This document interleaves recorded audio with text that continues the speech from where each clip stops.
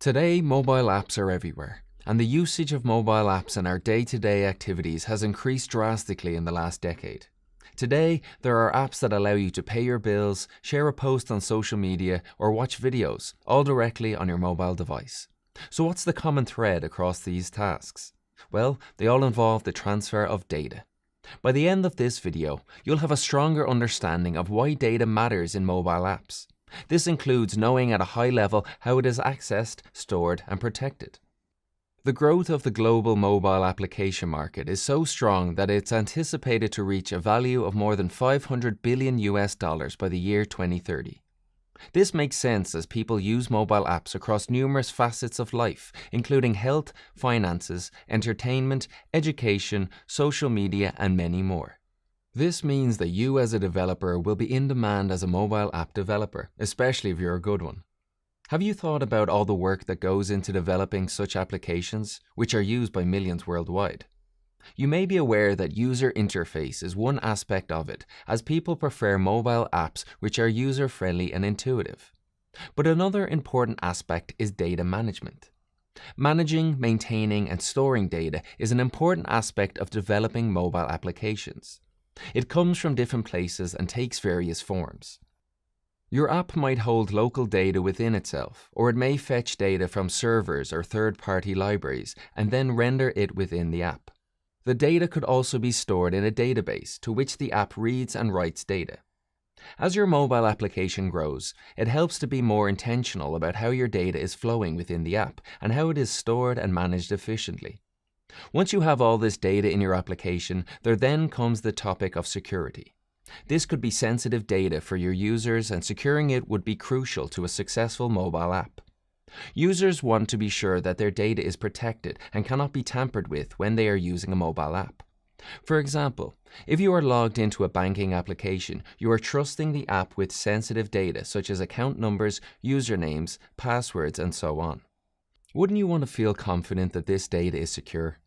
When you work with data in mobile apps, you will interact with servers to fetch data. These could be done with REST APIs or GraphQL APIs. API is short for Application Programming Interface. An API allows companies to open up their data and functionality to third-party developers and business partners. For example, many social media websites provide APIs that allow third-party apps to upload photos and posts. As a mobile developer, you do not need to know the details of how the API is implemented. You will simply use the API to communicate with the service and read and write data that is applicable to your mobile app. A common use case for APIs is in a payment processing system. If you've used a shopping app, you may have encountered an option to pay through a third-party service rather than entering your credit card details. This works through an API. It allows users to pay for products without exposing any sensitive information. You will simply make the necessary API calls to the third-party payment processing server, which takes care of the rest. While developing mobile applications, it's important to utilize best practices for fetching data from APIs. You become more familiar with these practices as you progress through this course. This will include storing data and working with common data formats such as JSON. In addition, you will also interact with databases to store and retrieve data. Working with data is crucial to any mobile app, and these skills have to be learned and mastered as a mobile developer. In this video, you have learned why managing and protecting data is important for the success of mobile apps. Next, you will learn about working with data in React Native apps. Let's get the journey started. Hello and welcome to this course about working with data in React Native.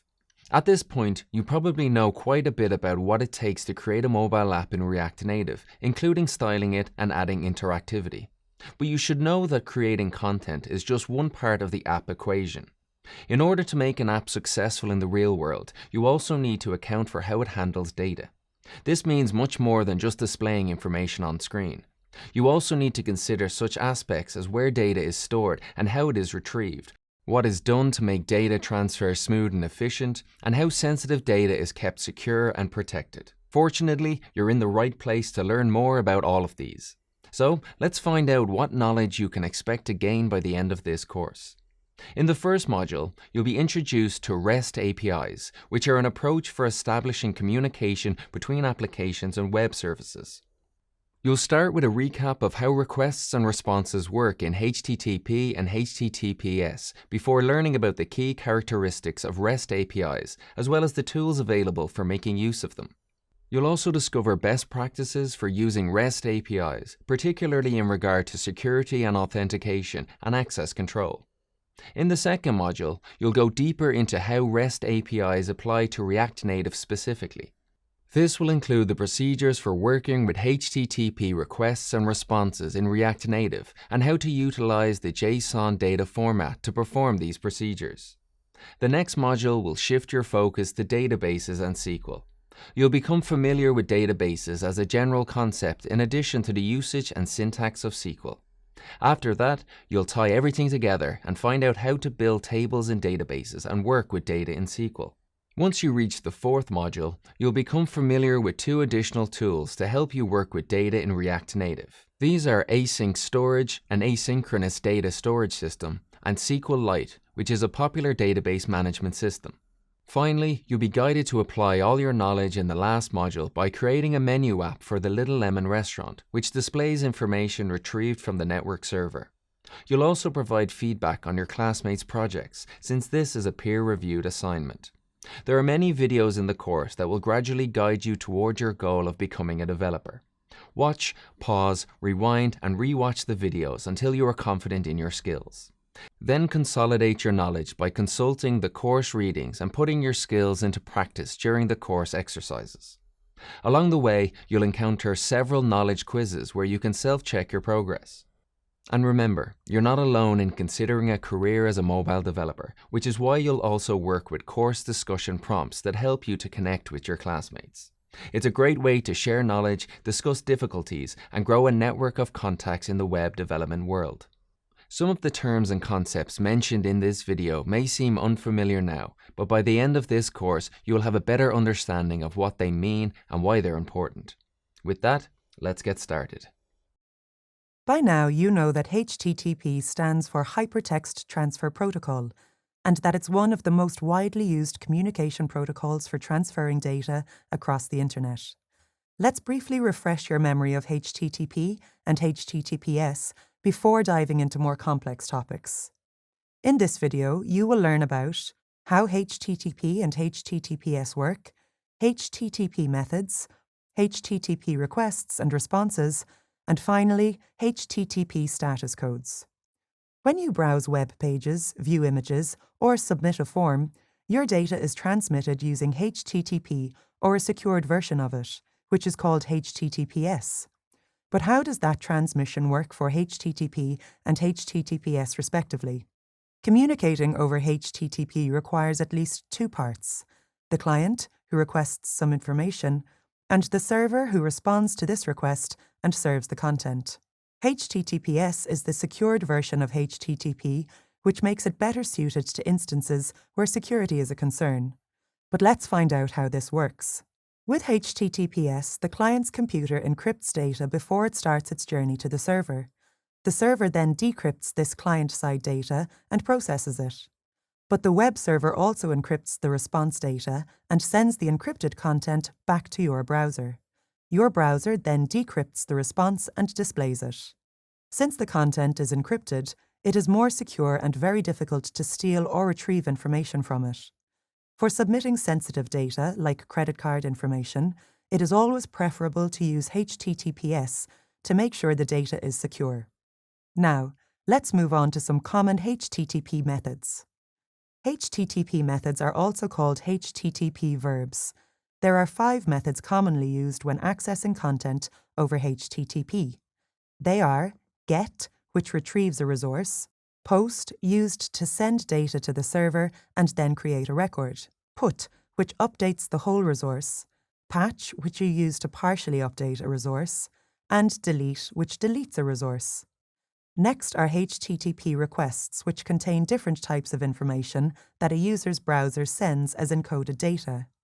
A typical HTTP request includes the following: HTTP version type, for example 1.1 or 2.0, URL or path, HTTP method, HTTP request headers, and an optional HTTP body. But what are the HTTP request headers and body again? Well, when you submit a form, like your username and password to sign into a website, that data is passed to the web server as the HTTP body as either a raw JSON string or a form URL encoded string. HTTP headers, on the other hand, are a core part of every HTTP request and may contain extra information that helps the server make some decisions on how to present the content. Examples of HTTP request headers are cookies, user agents, and referrers. After an HTTP request comes the HTTP response, which consists of information that the browser uses to properly display the content in the response body. The response contains the resource that was requested, and it also contains information like the length of the content type, and headers like cookies. It also contains e-tags, the time when the content was last modified, and finally, the response also contains some special numerical codes called HTTP status codes. You've surely seen these HTTP status codes, but you might not have known what they are for. Well, they are not really messages addressed to you, the user. They actually provide extra information to your browser about the resource. For example, if everything is OK, the server sends 200. You will not be aware of this because it doesn't even display in your browser. Or, if the requested content can't be found, the server responds with the 404 error code, which usually displays in the browser because there is nothing else to show. Here is a range of error codes and their meanings. 100 to 199 are used for informational messages. The codes from 200 to 299 are successful responses. 300 to 399 provides redirection information. 400 to 499 are client error responses, and 500 to 599 are server error codes. Server errors are usually raised when the server-side code lacks proper error checks in the code, configuration mismatch, incorrect package dependencies, and so on. The client-side errors usually occur when the client makes a bad API request with insufficient information in the request body, or when the client requests a resource that is not present on the server. But take note that sometimes the same status codes can convey different messages in different contexts. For example, a 200 status code for a GET request means the content was found. The same 200 code for a PUT request means that the data transmission and update process was successful. Similarly, for a delete request, this 200 status code means that the resource was successfully deleted.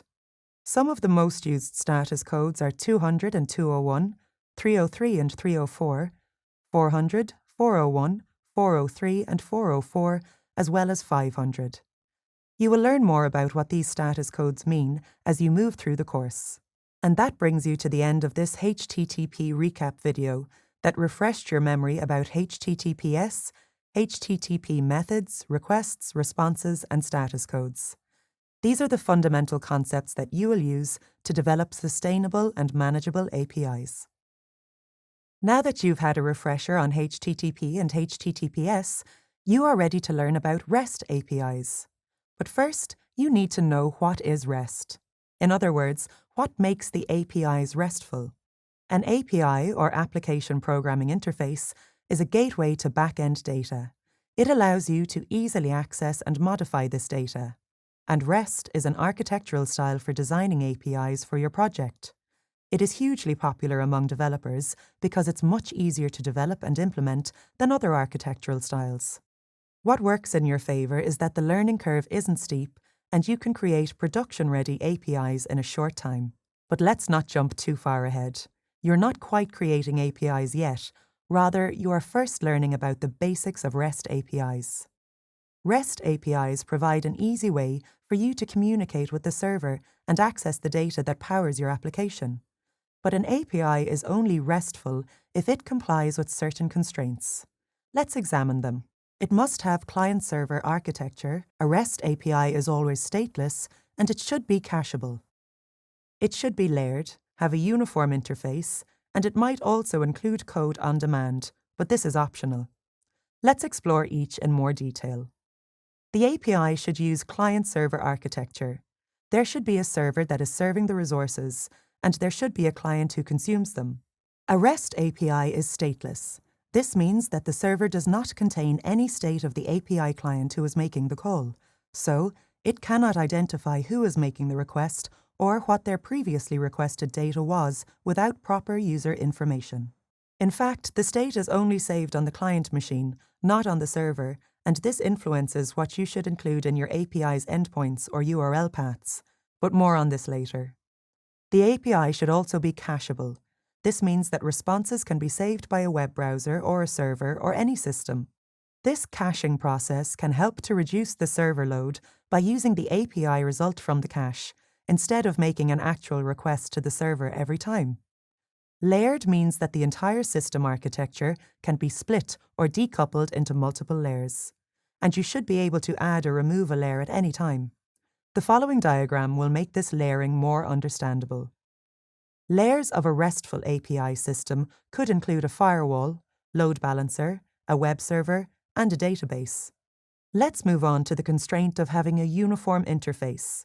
This may sound a little confusing at this point, but it means that the system should offer a uniform communication system to access the resources.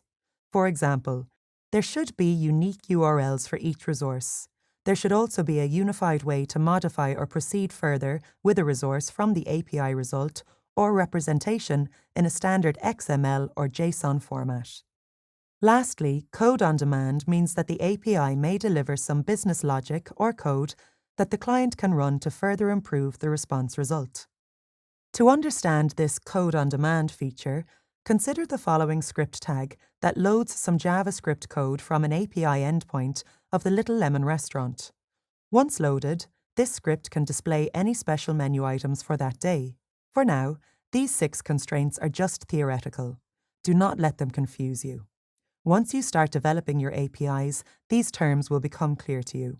Next, let's focus on resources. Resources are a core part of every REST API, so it's important for you to become familiar with how APIs present resources. Say the Little Lemon restaurant has a mobile app, which can be used by customers and managers. Managers can use the app to get information about orders and customers, while the customers use this app to browse the menu and place orders. To support this, the app uses different APIs to fetch data from the server, and in each case, the resource type will be different. Let's explore a few examples. If a manager wants to see all orders, the app makes a call to the API little.lemon/orders and displays the result. The resource type in this case is a list of order objects. If a manager wants to view more specific information about a particular order, say the order with the ID 16, the app makes a call to the API little.lemon/orders/16. The resource type is the order object. To see who placed the order, the app makes an API call with an extra filter /customer. This retrieves all the details about the customer of that order. The resource type in this case is the customer object. Say the manager wants to look at what the menu items of order number 16 were. The app makes an API call that replaces /customer with /menu items. Only the menu items of order 16 will show in the result, and this time the resource type is the menu item object. Now, on the other hand, if the customer wants to browse the menu, the app uses another API, little.lemon/menu items. And although the resource type will also be the menu items object, the return will be all available menu items of the restaurant. But sometimes the resource type is the same, although the result can be filtered to be more specific. Let's explore a final API to unpack this. This time, the customer wants to browse food items from a specific category, say appetizers. The app will add $category $appetizers. Notice that the endpoint is the same as the previous API, but it filters the output to only appetizers. For both cases, however, the resource is still menu item object. Now that you've explored a few examples of API resources, let's revisit the REST API constraint of statelessness. You need to keep in mind that the server always represents only what you ask for. It does not remember anything of what happened before. For instance, if the manager retrieves the information about Order 16 and then wants to look at the menu items of Order 16, you cannot just send a follow-up HTTP request to the endpoint /menu items, because this API will return all menu items and not just the menu items of Order 16. The server does not remember that your earlier call was for a specific order. If you want to get the menu items for a specific order number, you need to explicitly supply that order number to the server as orders/16/menu items. In simple terms, this is what stateless means. The server cannot recognize the client automatically. API calls must include more information about the user, but you will learn more about this later in the course. In this video, you have learned how to create REST APIs by following some key constraints. You also learned about the core parts of REST APIs, like the resource types. These conventions will help you build APIs that are easy to use and maintain, but there is a lot more to learn on how to optimize your APIs. For instance, using the correct naming convention, but more on this in an upcoming video. By now, you know the importance of API endpoints and how they determine precisely what data the server will send to your app. But a well-designed endpoint also conveys valuable information about its purpose, which is helpful for developers and the project itself in the long run. Your REST API's Uniform Resource Identifier, or URI, is one of the first things that users will notice when a page loads. It is also called an endpoint or URL path. First impressions always make a big difference, and that is why naming conventions for APIs are important. This video will help you name your API endpoints for maximum clarity and impact. Let's get started. Say the Little Lemon restaurant menu app needs APIs to display all their orders. A suitable API endpoint is /orders spelled with a lowercase o and not orders spelled with an uppercase O. So, your API endpoint should always use lowercase letters and hyphens to separate multiple words. Using underscores or snake case, title case, or camel case to separate words is not optimal because it makes the names difficult to read and understand. There is an exception to the camel case rule, though. If your API accepts a variable, for example a user ID or order ID, you should always represent them in camel case and wrap them in curly braces. For example, if you want to create an API for a specific order, it should be /orders/open curly brace order ID with a capital I close curly brace. By adding /menu-items to the API endpoint, you can fetch the menu items for a specific order. Or you can fetch orders of a specific customer by changing the ID to customer ID wrapped in curly braces and adding /orders. Notice that the API endpoints contain two different variables, order ID and customer ID, and they are both denoted by wrapping them in curly braces and writing ID with a capital I. Also, always try to use clear, concise, and meaningful words in your API names to make them easy to read right away. Next up, the use of forward slashes. If your project has related objects, you should use forward slashes in your API URIs to indicate their hierarchical relationship. An example of such a hierarchy is, a customer can have orders with order items in a restaurant API project. Another example is, a library can have books with authors, so to get the author of a particular book, you can use the API endpoint library/books/ and then book ID wrapped in curly braces, and finally /author. Or, to get all books written by a particular author, you can use an ID for the author instead and add /books. Notice how the relationships between the customers and orders, the books, and the author are all indicated with the / in these API URIs. Another naming convention is that your API should always use a noun to indicate the resources it is dealing with. An API that returns a collection of books or a book should use the nouns books or books and book ID wrapped in curly braces. Similarly, to get the price of a book, you should use the nouns books, book ID, price. API endpoints with verbs like getAllBooks or getUser are examples of bad API names. That's because the resources in a REST API endpoint should be always represented with a noun and never with a verb. API endpoints such as users, user ID, delete, or orders, order ID, save are also wrong because they use HTTP requests as verbs to indicate the action the API performs. Remember, you should send an HTTP delete request to users, user ID to delete a user, and you should send an HTTP put or patch request to orders, order ID to update the order. Endpoints that use standard CRUD operation names such as create, read, update, or delete should be avoided for two reasons. The resources these endpoints represent should be nouns, and the appropriate HTTP requests like get, post, put, or delete should be used with those endpoints to perform the necessary manipulations. Something else to consider is whether file names should be used in APIs. The Restaurant API project can return API results as XML and JSON data.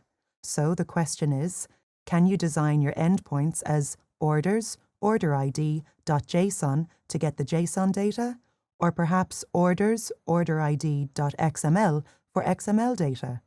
No, you should never use a file name extension in your API.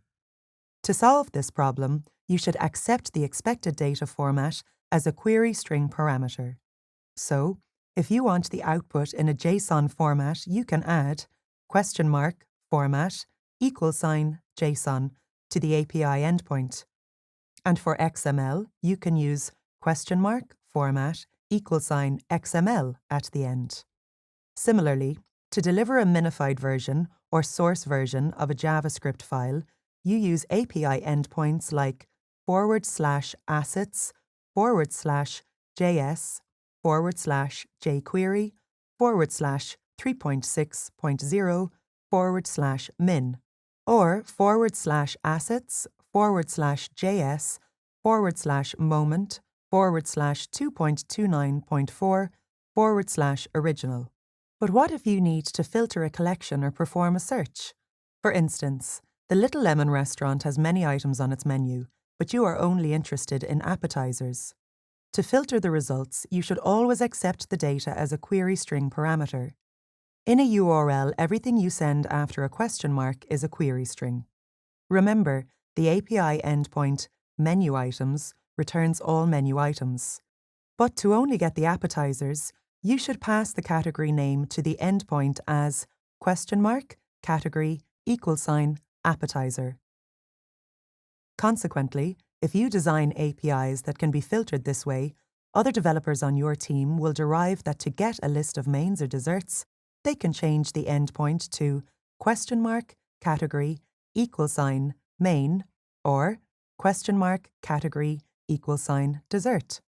This is the beauty of a good and consistent API naming strategy.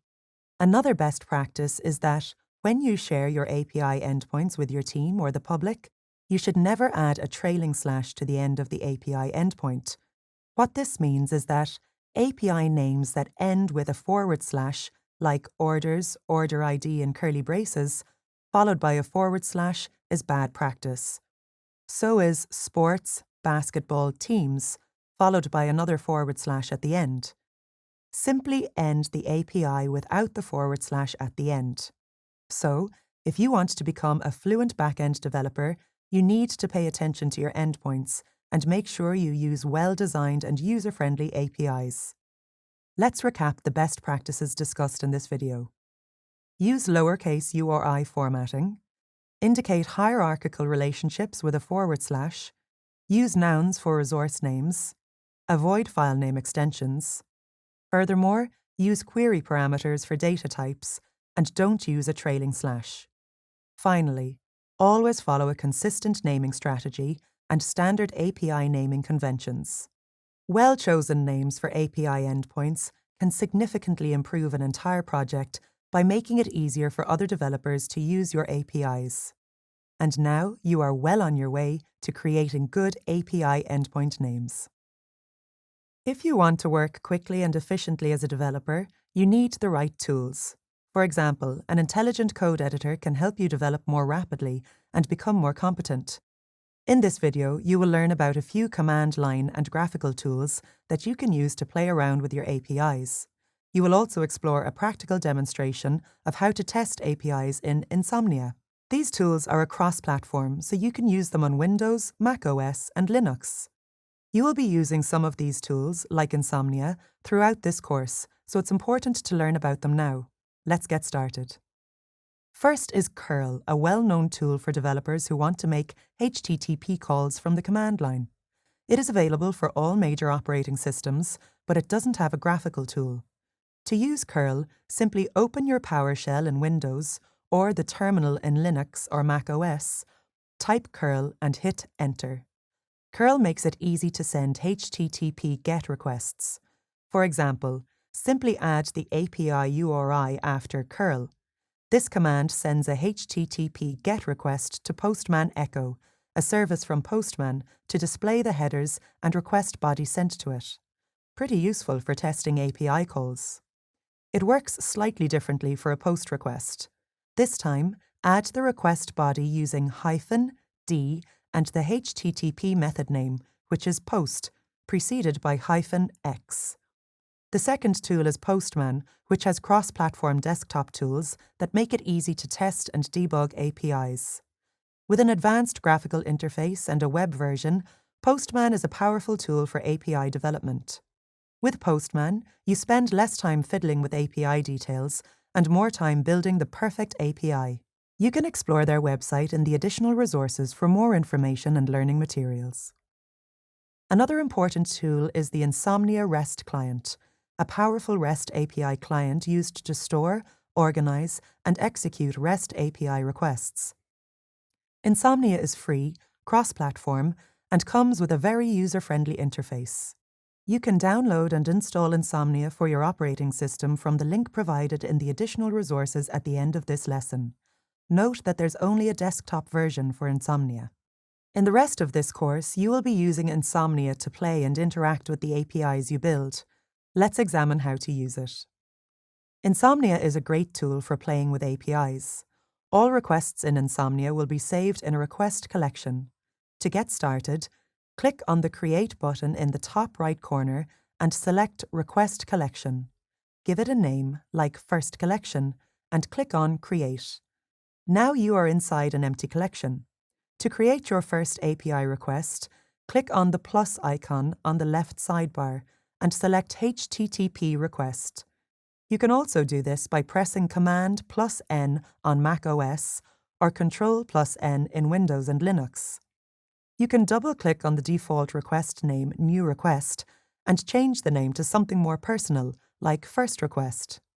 At the top of the middle section, where it says Get, you can click and select the type of HTTP method your request is going to be. Leave it as GET for now. In the text box next to it, write your API URL https://httpbin.org/get ? project equals Little Lemon. httpbin.org is a free service that allows you to experiment with different types of HTTP methods. When you call one of these APIs, it prints back what you sent to it. Now hit the Send button on the right, and you will see that HTTP-bin has returned the same query argument you sent to it, which, in your case, was project is equal to Little Lemon. This time, let's try making a new HTTP post request. To do this, click on the plus icon in the left sidebar and select HTTP request. Once the request is created, double-click on its name and give it a new name, such as Second Request. Now click on the HTTP method drop-down and select Post, and this time add https://httpbin.org/post in the URL field. You already know that a HTTP post request accepts arguments as form data or JSON data. With Insomnia, you can easily input data for a post request by clicking on the Body tab and selecting Form URL encoded or JSON. Here in this argument window, you can finally lay out all your arguments in an easy-to-use and organized manner. On the left, you can write the argument name, and on the right, the value. Write project in the argument field and little lemon as the value. Now click on the Send button to display the output. You can create as many requests as you want and come back later to play with them anytime. In this video, you learned about great tools such as curl, Postman, and Insomnia that you can use to create and test your APIs.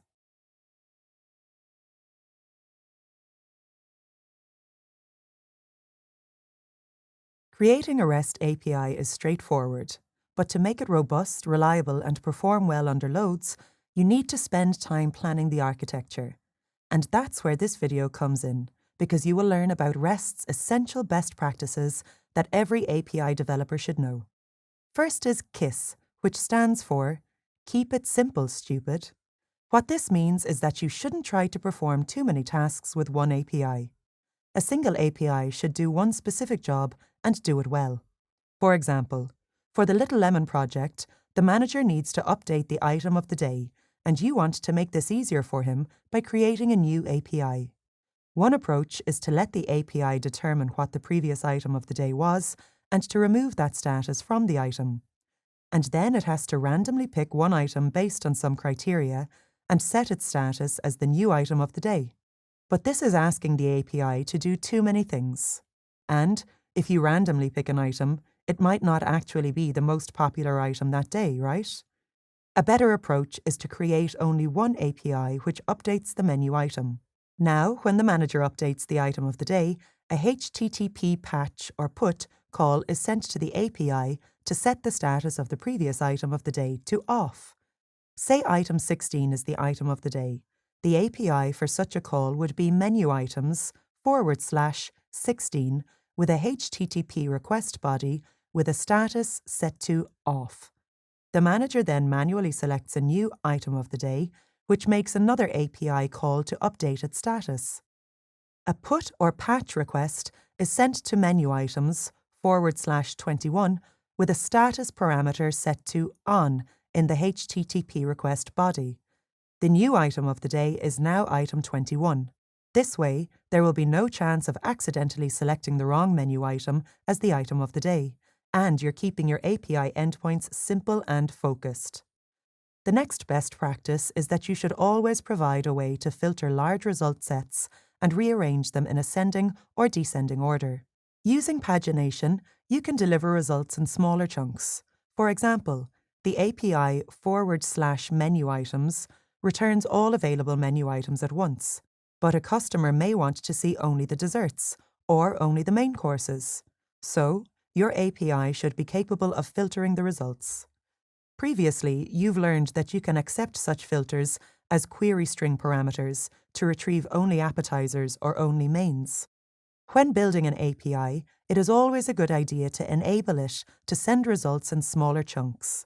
This way, if the client application wants to display 20 menu items per page, it will not need to make an API call for thousands of items all at once. By using pagination, you can deliver API results in chunks, and clients can decide the page number and how many records they want per page. This API requests 4 items from page number 10 from a total page count of 16. Another good practice is versioning. Did you know that you may break a client's applications if you make changes to your API that might drastically change the response? It's better to be safe and use versioning for your apps. There are several factors to consider when deciding if an updated version is needed or if a modification to an existing representation is enough. In general, you should only support 2 versions of any given resource because maintaining multiple versions can be complex, error-prone, and costly. Next is caching. Previously, you learned that an API should be cacheable because it reduces the load on your database-related API calls.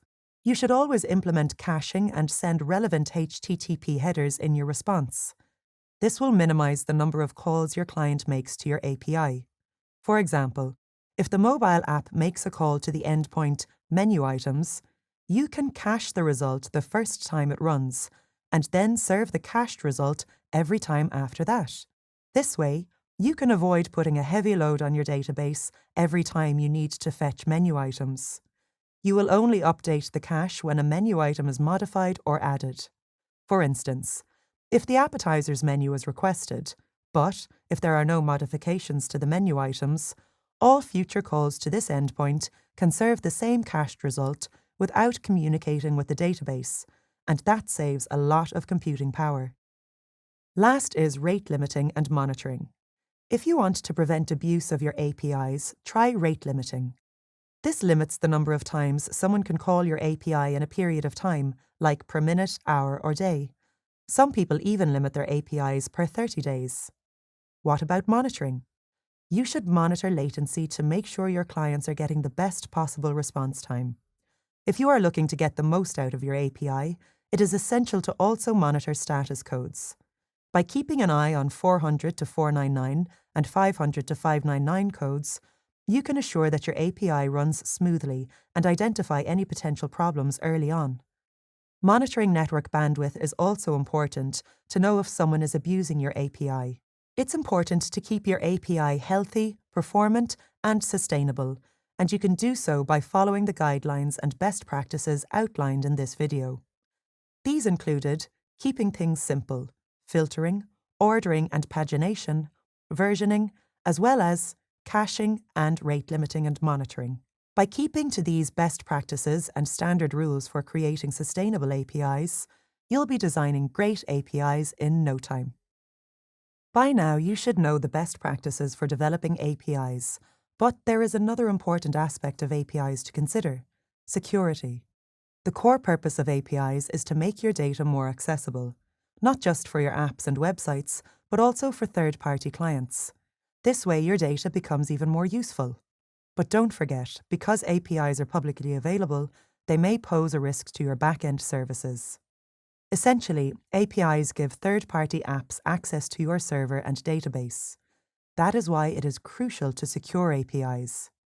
This video covers how to keep your API safe and secure. And you'll learn about various security concepts and how to implement them in your own APIs. First up is SSL, or Secure Socket Layer. SSL encrypts your data and protects your data when it leaves your browser and the web server. When you set up the SSL certificates properly, your APIs can be served over HTTPS. The front-end and mobile application team that works on the Little Lemon project want to ensure that the data is transported securely. So, the API team has used SSL certificates from a reputed provider and installed them. Now all the API endpoints are secured and serve data over HTTPS instead of HTTP. That's why it's important to always check that the endpoint of your APIs starts with HTTPS instead of HTTP. Next is signed URLs. The Little Lemon project team wants to ensure that the API calls are coming to it from their mobile application and their website only. This is where signed URLs come in. Signed URLs give a client application limited access to a specific resource for a brief period of time. With a signed URL, every time an API is called, a particular piece of text called a signature is included with the URL. Server-side code can verify the signature and ensure that the call comes from an authentic source. But how do developers create these signatures? HMAC is a popular signing mechanism used by modern applications. It is easy to use and ensures the authenticity and integrity of the message. For example, some secret message encoded by a digest algorithm with a secret key, some secret key, creates this HMAC signature. Next, let's discuss authentication. All of us are familiar with usernames and password-based authentication. But sending a username and password to every API call is frustrating, and it's not secure.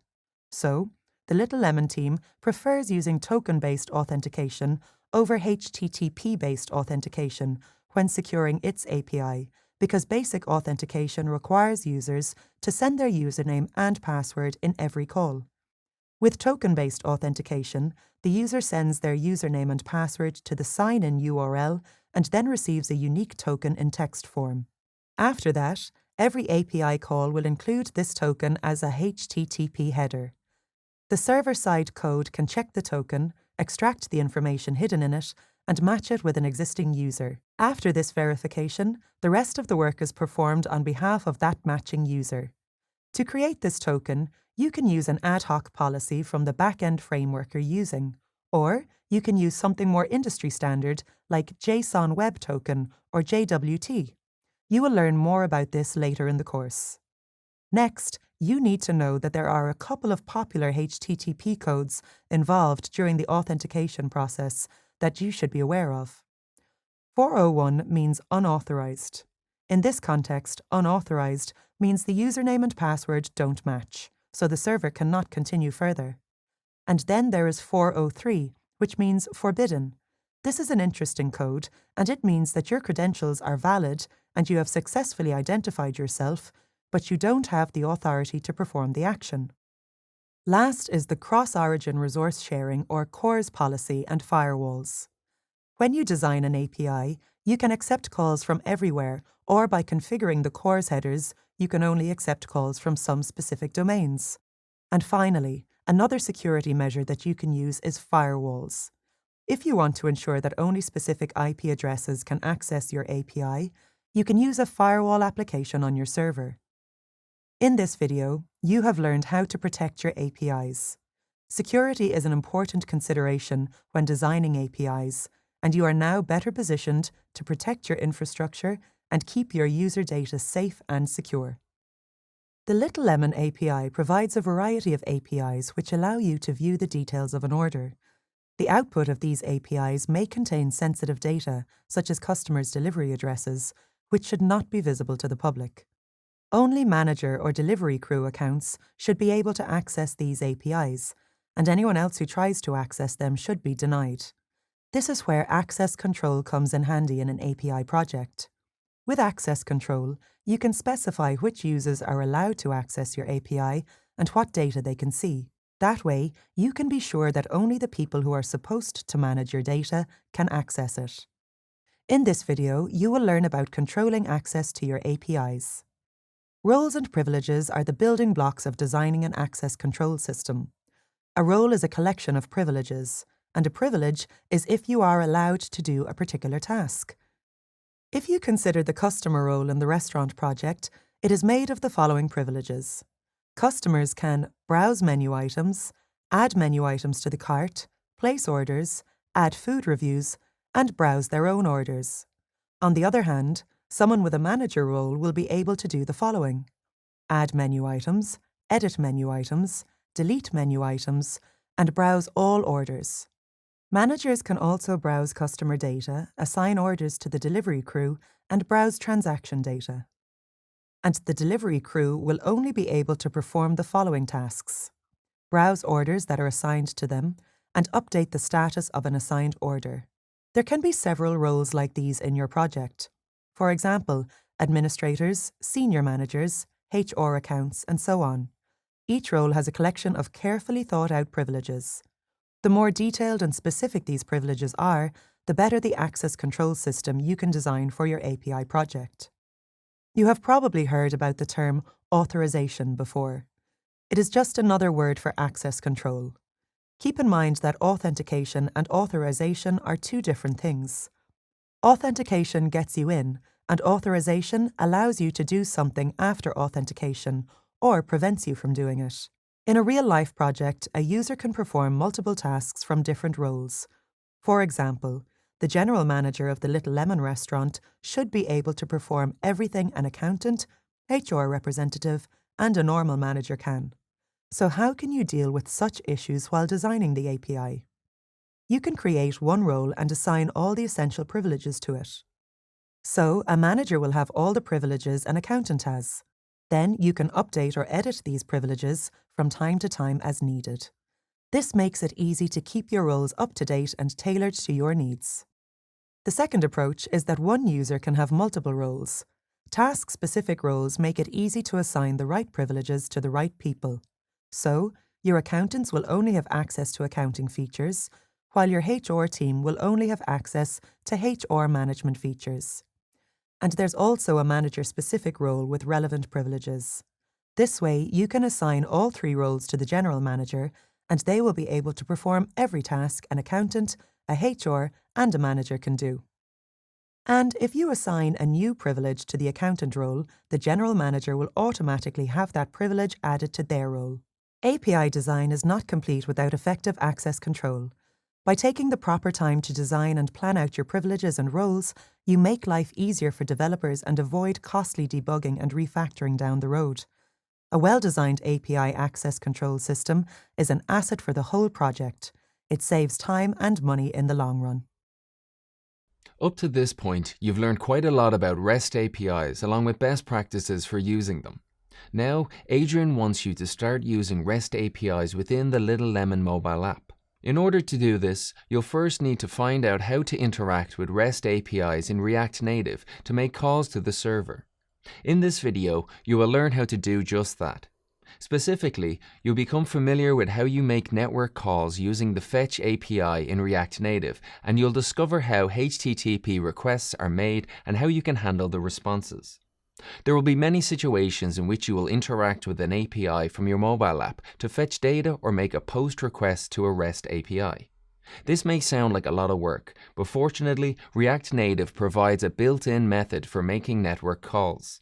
In React Native, you have the Fetch API available for all your networking needs. This API may feel familiar to you if you have used XML HTTP request or other networking APIs. With the Fetch API, you can make requests to the server and handle responses back from the server. Keep in mind that network calls are asynchronous operations, and the fetch method will return a promise that makes it easier to write asynchronous code. So, what is a promise? A promise is an object that represents the eventual completion or failure of an asynchronous operation and its resulting value. Typically, calls to server and waiting for responses back are done asynchronously to optimize the applications, so they are not waiting synchronously to hear back from the server. Now, how do you get started? The first step will be to make a request from the server. Let's observe how the Fetch API can retrieve content from an arbitrary URL. You would call the fetch method and then pass the URL that you need to fetch content from. In this case, let's say you want to get data from a JSON file called getLittleLemonMenu. Fetch can also take an optional second argument that will allow you to customize the HTTP request. If you want to make a POST call instead, you can call it out and provide optional headers if necessary. In this example code, the fetch URL is passed along with the method type, which is POST. Headers have also been passed, and a body property has been added to the request, which is a read-only property. And now you're ready for the next step. Now that you've learned how to make a request using the Fetch API, it's time to find out how to handle responses. Let's say you want to fetch the menu items for the Little Lemon restaurant from a URL. Now you will have to make a fetch call to the URL and wait for the response. This will be an asynchronous operation, and you can use the JavaScript async await syntax in React Native. Observe some example code in which a method named getLittleLemonMenu from API is used as an async method. Once the response is ready, the JSON from the response is extracted. The JSON object with the menu items is then returned by the function. This is the same as resolving a promise after the server responds. With the async await syntax, it is much easier to read async code. Keep in mind that if there are any errors or if the server timed out, then you will have to catch them. Otherwise, they will drop silently and you will never know what happened. One way to detect errors is to utilize a catch block to catch any errors thrown by the fetch call. In addition, you can also explore other networking libraries in React Native. You could use XML HTTP request API, which is also built into React Native if you prefer. In this video, you learned how to make network calls using the Fetch API in React Native. You also found out how HTTP requests are made and how to handle responses. Next, you will discover how to fetch data and handle the response from within the Little Lemon app. In this video, you will learn how to make a HTTP call from your React Native app using the built-in fetch method. Adrian wants the Little Lemon app to make a HTTP call to fetch the data needed from the server to display the restaurant's menu. So let's find out how to get that done. The API call will be made to a URL which you can find in the additional resources. This URL leads to a file that contains the menu items to be fetched and displayed in the app. Before I continue, let's quickly observe the app code that I already have. There is a header and a loading button. There is also a placeholder set up which will use a flat list component to display the menu items once they have been fetched. Within a React Native environment, which in my case is Expo Snack, I start by creating a method named getMenu within the app component. I declare getMenu with the const keyword, followed by an arrow function and curly braces. This method is where I will fetch the Little Lemon menu data. Note that you can use the fetch method without any imports. So, inside the curly braces, I declare a variable response with the const keyword. This will hold the response from the fetch method. To the fetch method, I pass the URL for the Little Lemon menu. You already know that HTTP calls are asynchronous, and you can use the JavaScript async-await methods to make the getMenu function asynchronous as well. To do this, I use the async keyword within the arrow function in getMenu, and then the await keyword right before the fetch method. This ensures that promises are resolved after the server responds asynchronously. A best practice is to make sure that server calls are made within try-catch blocks. This helps to catch any errors that are thrown by the server or catch network issues or timeouts. To do this, I wrap the fetch method within a try block, and then I declare a new const for JSON. To this variable, I add the await keyword again, and then store the response.json method. And that's it. The response.json will be now parsed and saved in the const.json object. Now you can store this JSON within the app state. You can add a useState hook to store the data that is received from this API call. I'll name it data and add the setData method to set the data. Note that by default, we have set it to be an empty array. Now that the setData method is set up, I can pass it to the response.json object. So after where the const.json object is declared, I type setData and then in parentheses json.menu. Keep in mind that you need to use the property menu here. If you examine the JSON file that you will receive, you'll find that all the menu items are available within this property. Next, I need to set a catch block to catch any errors during the server response. Within the existing try block, I use the catch keyword and instruct it to catch errors, and then I add console.error in order to output any error messages. And with that, the getMenu method is complete. Now, you may ask, when is this method going to be executed? Well, I haven't made that call yet, so let's take care of that next. I'll need the useEffectReact hook, which I've already imported, so I call that and then call the getMenu method. This will ensure that the method is invoked as soon as this app component is rendered. Before I continue, let's summarize what I've set up so far. Once the app is loaded, it will call the getMenu method, fetch the data from the provided URL, parse the response, and then store it as the local state. Let's also quickly examine the contents of the JSON file to be called. You'll find that it contains a menu array with titles and prices for items. You're almost done. Recall that I have a flat list component. This is a React Native flat list component, which is used to render large lists effectively. In this component, I have the required data prop. The data prop in this case is going to be the response JSON from the API call, which is stored as the local state data. And that's it.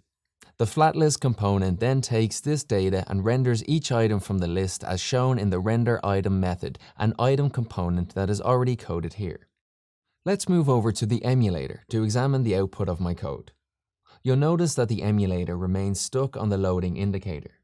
This is because the state of the loading indicator is set to true, so I'll change that. To do so, in the try-catch block, I add a finally block. In here, I type setLoading and then false in parentheses. When you examine the emulator once again, you'll find that the list of menu items has been successfully rendered. This means the fetch call was successful, and it fetched the data containing the menu items, then displayed it within the app as expected. In this video, you have learned how to use the fetch method to make calls via HTTP and handle the response back within your React Native app. You've learned quite a bit about how networking operates in React Native, but did you know that JSON can also play a large role in data storage and transfer with React Native apps? You've already become familiar with JSON in a previous course, but let's refresh your knowledge and recap some of the important elements as they pertain to data transfer in React Native. In this video, you'll be reminded how JSON is useful for processing complex data within mobile apps, particularly when it comes to storing data and communication between client and server during data transfer. JSON is one of the most used data formats for transferring data between a client and a server. It's used in both web applications and mobile applications. JSON is short for JavaScript Object Notation Syntax. In JSON, the data is in the object format with a key and value pair. There are two major reasons why the JSON format has become the dominant data interchange format that it is today. First, it's very lightweight, with syntax similar to a stringified JavaScript object. Second, it's easier to handle within JavaScript code since JSON, after all, is JavaScript. JSON is language independent, but works very well with JavaScript since JavaScript has inbuilt functions to convert JSON strings into JavaScript objects. This means both React and React Native can use JSON effectively. In React Native apps too, you will use the JSON format often to communicate between your client app and the server. It is also useful to store complex states and data in JSON format. Next, let's revisit the basics of JSON syntax before using it to store the menu items for Little Lemon as a JSON object. Recall that JSON names require double quotes and it uses a colon for separating names and values. JSON uses curly braces for object separation and commas for name separation. JSON also allows arrays to list out items. Finally, JSON uses square brackets for array declaring and commas for element separation. Now, let's practice applying this syntax in the code for the Little Lemon app. Your goal is to store the restaurant's menu items as a JSON object. Observe some example JSON code which contains a salad object. It contains an array of menu items, and each item is represented with an array index starting from 0. In other words, the first array item, which is Greek, has an index of 0, while the fourth item, which is grilled chicken salad, has an index of 3. To make this data accessible, you'll first need to assign it to a variable. In this case, let's declare a const and name it data. Now you can access each individual property within the JSON object. For example, by typing data.salads.menu followed by the number 1 in square brackets, you would access the Caesar menu item. This representation and structure is why JSON is so popular. It is easy for both humans and computers to process and understand. If you work with retrieving data from APIs, converting the JSON strings to JavaScript objects will be a standard workflow. You can then easily access the object's properties programmatically. This is a vital tool in your tool belt, and you should practice this. In this video, you have gone over a recap of what you know about JSON. You have learned how JSON is useful in processing complex data within mobile apps. You can now use it in your React Native apps to store data and communicate between client and server while transferring data. So far, you've become familiar with how to call HTTP requests, resolve promises, fetch JSON data, and so on. But you haven't worked with images yet, so that's what you'll focus on next. In this video, you'll learn how to fetch images from the network using React Native, specifically the image component. First things first, I'll import the image component from React Native. I already have a component in my code for rendering this data, which is called display an image. Right now it only contains a view tag, but I'll add an image component inside. Now, where is this image stored? It's a PNG file that can be accessed through a raw GitHub URL. You can find this URL in the additional resources. I want to fetch the image from this URL and display it within the app. To do that, I'll pass the source prop. In the source prop, I use the URI property that comes with the image component and then pass the URL to it. So I've provided the URL and the image component is smart enough to fetch the data from the network and then render it in the mobile application. When you observe the emulator, you'll notice that currently no image has been rendered. This is because images accessed through URLs don't have the dimensions set. So I need to set the height and width for the image before React Native can display it. To accomplish this, I'll add a style. I call it logo and give it a width of 300 and a height of 550. Now for the style prop of the image component, I pass styles.logo. When I save my changes, the logo image is rendered and appears in the emulator. This means the image component was able to fetch this image from the network and also render it within the local React Native application. Before I finish, I want to add a bit more styling. Specifically, I want the logo to be in the middle of the screen. To do this, I add another style to the parent container, which is align items. I set it to center. I then add the justify content style and set the value to center as well. Again, I save my changes, and now the little lemon logo image is nicely aligned in the center of the emulator screen. So there you have it. I fetched an image from a URL and rendered it in the app, and I didn't need to use the fetch API or make an explicit network request, as the image component took care of this behind the scenes. In this video, you found out how to fetch images in React Native using the image component and render them in a mobile app. Well done completing this module on interacting with REST APIs in React Native. By doing so, you've discovered how to make them work with React Native apps for optimal results.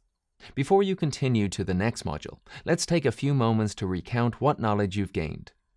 In the first lesson, you became familiar with the procedure for dealing with HTTP requests and responses in React Native. By completing this lesson, you are now able to use the fetch API to make network calls, describe what a promise is in asynchronous operations and describe how to resolve them, and configure your app code to handle responses from the server, which includes detecting any errors. In the second lesson, you discovered how to work with data formats with a particular focus on JSON. By the end of this lesson, you learned how to define what JSON is and explain what it is used for, use JSON to store data from a server, and access specific data that has been stored as a JSON object. But in addition to the data management benefits of JSON, you also discovered that React Native comes equipped with a few useful tricks of its own. More specifically, you found out how to fetch images from the server using the React Native image component. This includes being able to request an image through the source prop of the image component rather than the fetch API, and configure the necessary properties to render the image in an app. You've made great progress in improving your understanding of how to work with data in React Native using REST APIs as well as React Native's built-in functionalities. Now you're ready to dive into the world of databases and SQL. Keep it up. We all use data and databases in our daily online lives. For example, uploading photos to our social media feeds, downloading files at work, and playing games online are all examples of database usage. But what exactly is data, and how does it interact with a database? If you're struggling to answer these questions, don't worry. By the end of this video, you'll be able to describe what a database is at a conceptual level, identify real-world examples of the use of databases, and demonstrate an understanding of how data is organized in a database. So, let's return to the first of our questions. What is data? In basic terms, data is facts and figures about, well, anything. For example, if data were collected on a person, then that data might include their name, age, email, and date of birth. Or the data could be facts and figures related to an online purchase. This could be the order number, description, order quantity and date, and even the customer's email. Data is crucial for individuals as well as organizations. But where is all this data stored? In our digital world, data is no longer stored in manual files. Instead, developers use something called databases. A database is a form of electronic storage in which data is organized systematically. It stores and manipulates data electronically to make it more manageable, efficient, and secure. There are many real-world examples of where databases are used. For example, a bank can use a database to store data for its customers, bank accounts, and transactions. And a hospital uses a database to store patient data, staff data, laboratory data, and much more. At this point, you might be asking yourself, But what does a database actually look like? Well, a database looks like data organized systematically, and this organization typically looks like a spreadsheet or a table. What exactly does the term systematic mean? All data contains elements or features and attributes by which they can be identified. For example, a person can be identified by attributes like their age, height, or hair color, and this data is separated and stored in what's known as entities that represent those elements. As you just learned, an entity is like a table. It contains rows and columns that store data relating to a specific element. In other words, these are relational elements. They're related to one another. These entities could be physical representations, like an employee, a customer, or a product, or they could be conceptual, like an order, an invoice, or quotation. Entities then store data in a table-like format against the attributes or features related to the element. For example, an online store could hold customers' data in a customer entity containing specific attributes relating to the customer. These attributes could include first name, last name, date of birth, and email. And they could also have product data stored in a product entity against attributes like product code, description, price, and availability. In the relational database world, these entities are known as relations or tables. The attributes become the columns of the table, and each table row represents an instance of that entity. As an example, let's take the entities from the online store example that you just explored. These two examples could be combined into a list of orders the store received from its customers. Within a database, this data could be rendered as an order table or entity, and the data could be organized into rows that contain a unique order number, the name of the customer who placed the order, the product that they ordered, and the price of that product. There are many ways to organize data in a database. Relational databases aren't the only kind of databases that you'll encounter. Here's a few common examples of other types of databases. An object-oriented database is where data is stored in the form of objects instead of tables or relations. An example of this kind of database could be an online bookstore. The store's database could render authors, customers, books, and publishers as classes, like sets or categories. The objects, or instances of these classes, would then hold the actual data.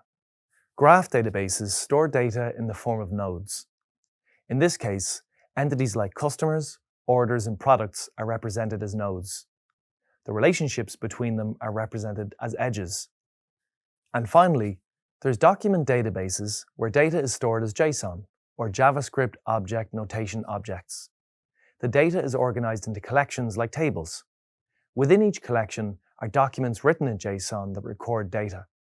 So in this example, customer documents are held in a customer collection, while order and product documents are stored in the order and product collections. But where are the databases themselves stored? A database can be hosted on a dedicated machine within the premises of an organization, or it could be hosted on the cloud. Cloud databases are currently a more popular choice. This is because they allow you to store, manage, and retrieve data through a cloud platform, and access data through the internet. And they all provide a lower cost option for data management than other similar options. You should now understand the concept of a database. You should also be able to identify examples of databases and demonstrate how data is organized within a database. Great start. You'll be storing and managing data in no time. Picture yourself in the following scenario. You're managing the database of a large online store. Your database must be able to retrieve a customer's details from one table and then find the order recorded against another table. So how does the database establish a relationship between these pieces of data? Over the next few minutes, you'll explore this process, and by the end of this video, you'll be able to explain why data in a database should be related and identify an instance of related data in a database. Data stored in a database cannot exist in isolation. It must have a relationship with other data so that it can be processed into meaningful information. So how do you make sure that all the data in your database is related? Let's explore how data is related by using the online store as our example. In the database of your online store, you could have an order table and a customer table. To locate the details of a customer's order, you would check the order number against the customer ID. In other words, the database establishes a link between the data and the tables. Let's look at the customer table in more detail. In this table, the columns are customer ID, first name, last name, and email. In relational database terms, these are fields. Then there are several rows which contain data for each of these fields. In relational databases, they are known as records of the table. So, all these fields and rows work together to store information on the customer, also known as the entity. Every row and record in the customer table is an instance of the customer entity. For example, Sarah Hogan, who has a customer ID of C1, is one customer instance. And Katrina Langley, who has a customer ID of C4, is another customer instance. What's most important is that each of these customer instances, or records, must be uniquely identifiable. But what if two or more customers share similar info, like the same first name or last name? To avoid this confusion within the database, you can use a field that contains only unique values, like the customer ID. This is called a primary key field. It contains unique values that cannot be replicated elsewhere in the table. So even if two customers share the same name, they'll still have separate customer IDs. This means that your database can determine which customer is the required one. Let's look at the order table next. Just like the customer table, the order table also has fields and records. And in this table, the primary key field is the order ID. But there's also a field named customer ID with the exact same data as the customer data. So what is the purpose of the customer ID in this table? The customer ID is there to help identify who it is that placed the order. So by adding the customer ID field to the order table, a relationship is established between the customer table and the order table. And because of this relationship, you can pull data in a meaningful way from both tables. The customer ID field in the order table is known as the foreign key field.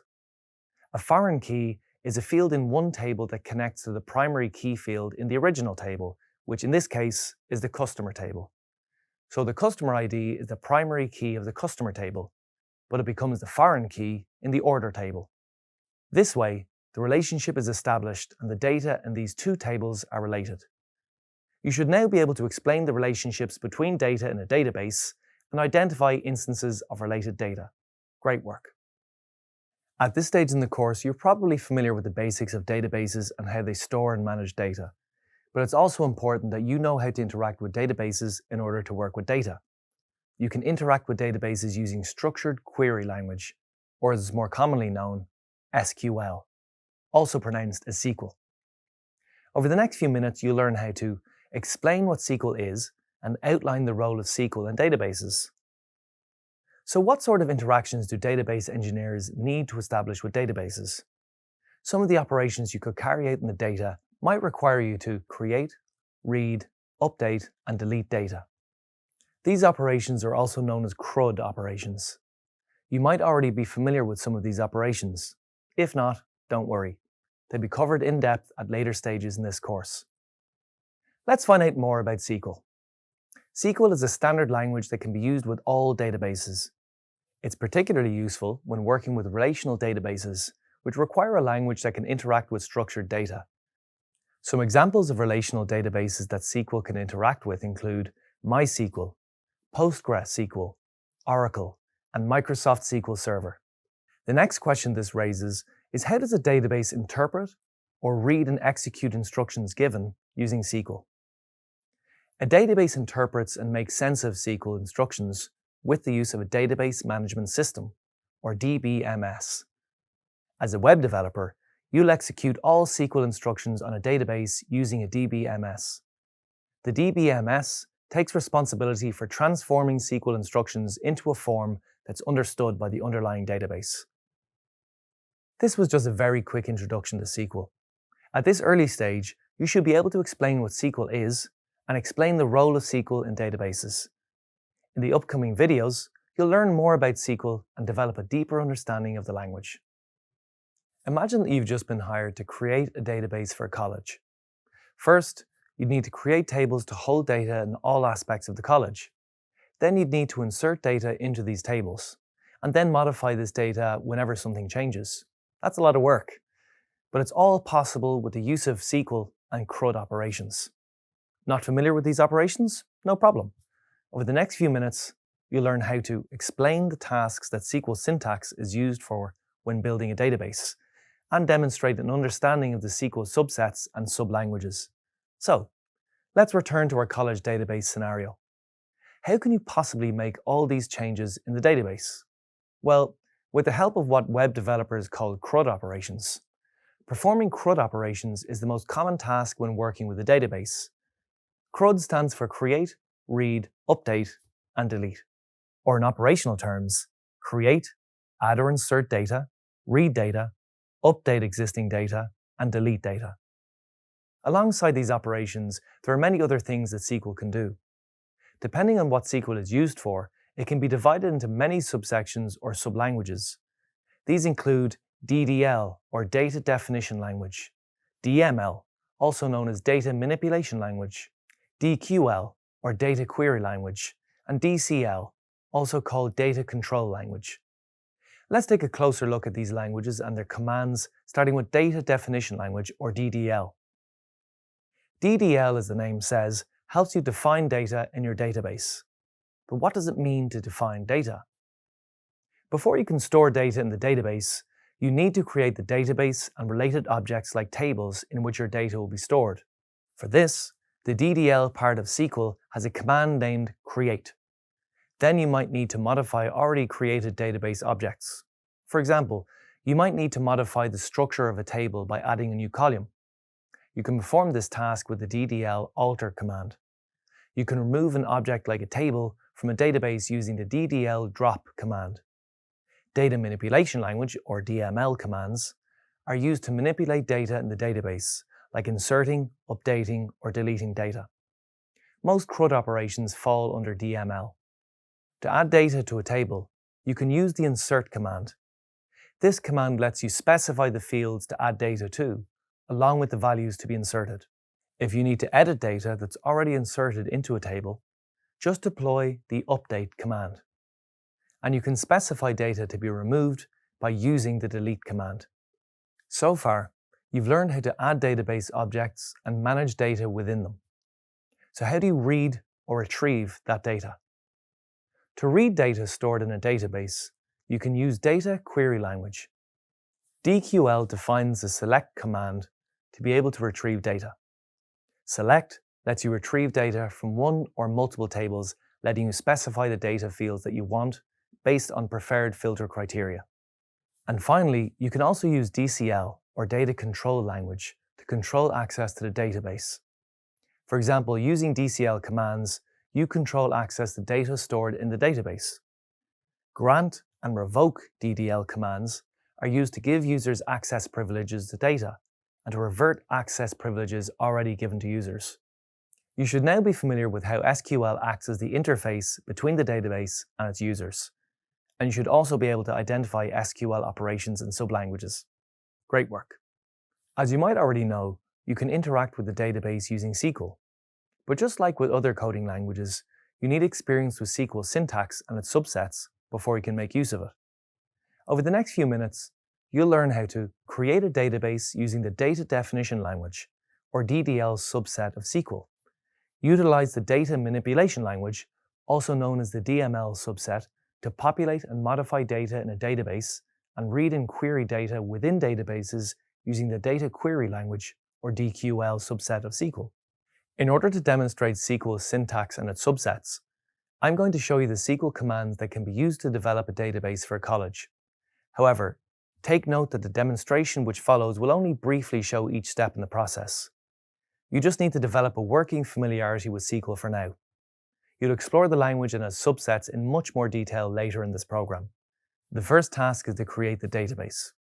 To do this, I write a create statement using SQL's DDL subset. So, the syntax to create a database is create database, followed by the name of the database. I then place a semicolon at the end of the statement. Let's create a college database as an example using the syntax create database college. Once you've created a database, the next step is to create the tables. You can create tables using the create table syntax, followed by the table name. Just repeat these same steps for each new table you want to add to your database. I can use this syntax to create a student table in my college database. This table will hold information on each student.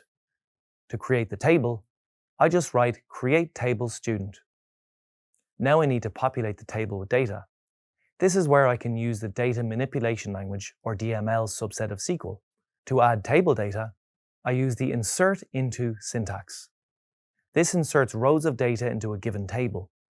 I just type insert into, followed by the table name, and then a list of required columns or fields within a pair of parentheses.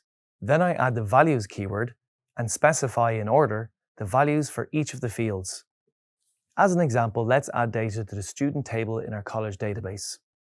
I'll use the student table I created earlier and add student data to it by specifying values for each of the following columns: ID, first name, last name, and date of birth, and then populate the table with the required data. But what if I need to update or modify data?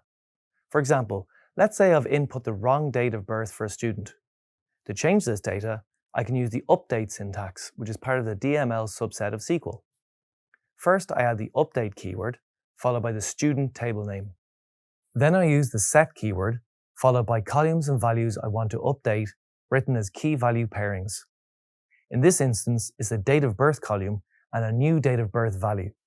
Finally, I add the where clause and a condition to filter the records I need. For example, to change the data for the student with the ID of 2, I can type where ID equal to 2. It's also possible to delete data from a table. Let's delete the table record for the student with the ID of 3 using the delete syntax. First, I type delete from, then the table name. This tells MySQL where the data must be deleted from. This is followed by the where clause and a condition such as ID equal to 3, which would remove all data on row 3 of the table. So I could instruct MySQL to remove the data of the student on row 3.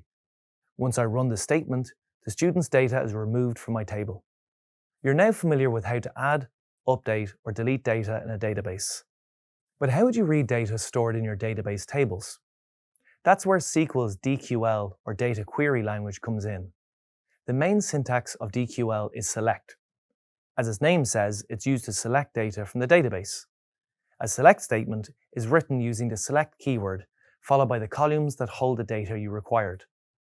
You then write the from keyword, followed by the name of the table you want to select data from. As an example, you could use the select statement to query the student table to find the name of the student with an ID of 1. You would just need to add the where keyword, followed by the student's ID. This would then return the name of John Murphy. You're now familiar with the basics of SQL syntax and its subsets. You've just been hired by an online bookstore to build and maintain databases that can store information on millions of books and customers. But how do you even begin to create and alter databases that store constantly expanding information or process millions of orders from all over the world? The answer to these questions lies in SQL create and read commands. In this video, you'll learn how to create a database using SQL syntax, and you'll also discover how to drop or delete a database. However, before you create a database, you first need a clear idea of its purpose. For example, if you're building a database for an online bookshop, then your database needs to record data like book titles, authors, customers, and sales. The data on these topics must be stored and organized in relevant tables in a database. Users can then access, retrieve, and update the data as needed. So how can you create a database using SQL syntax? To create a database, just type the create and database keywords. These keywords are then followed by the name of your database. But what about removing or dropping a database? To drop a database, just type the keywords drop and database. Then follow these keywords with the name of the database you want to remove. Let's look at these keywords in action. To create a database, I need to use SQL syntax. To demonstrate, let's create a second bookstore database using SQL syntax. First, I type the keywords create and database, followed by the name of my new database. In this case, the database is called bookstore2_db. I always use a meaningful and relevant name when creating a new database. This helps to make it easier to document my work. Database names must also be unique and can only have a maximum of 63 characters.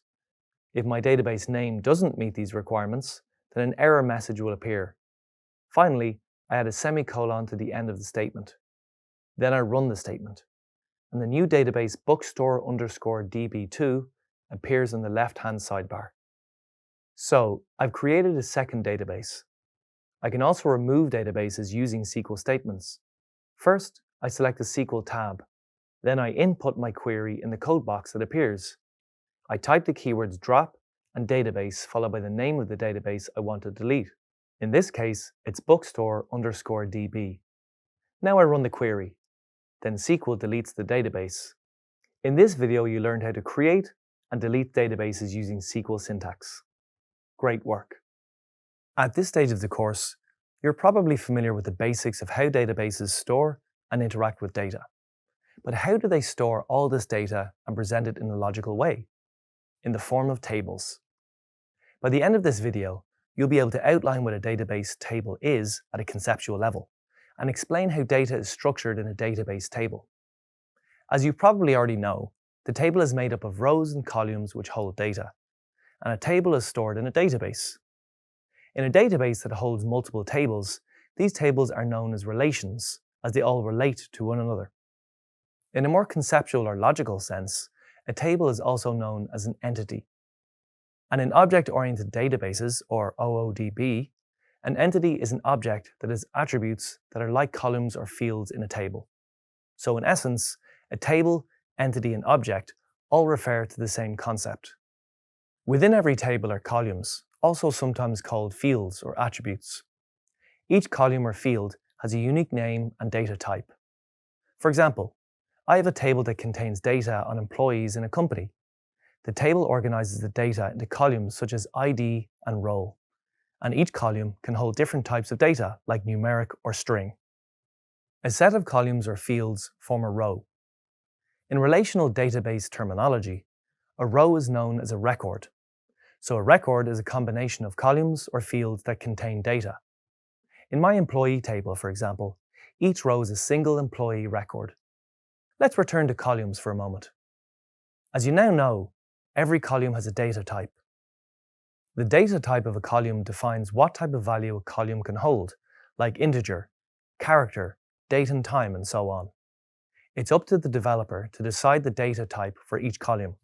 And it's also a guideline for SQL around what data type to expect in each column and how to interact with the underlying data stored physically. However, data types can vary depending on the database system. For example, you might have different types for MySQL, SQL Server, or Access. Always refer to the documentation of the relevant database system to check what data types it supports.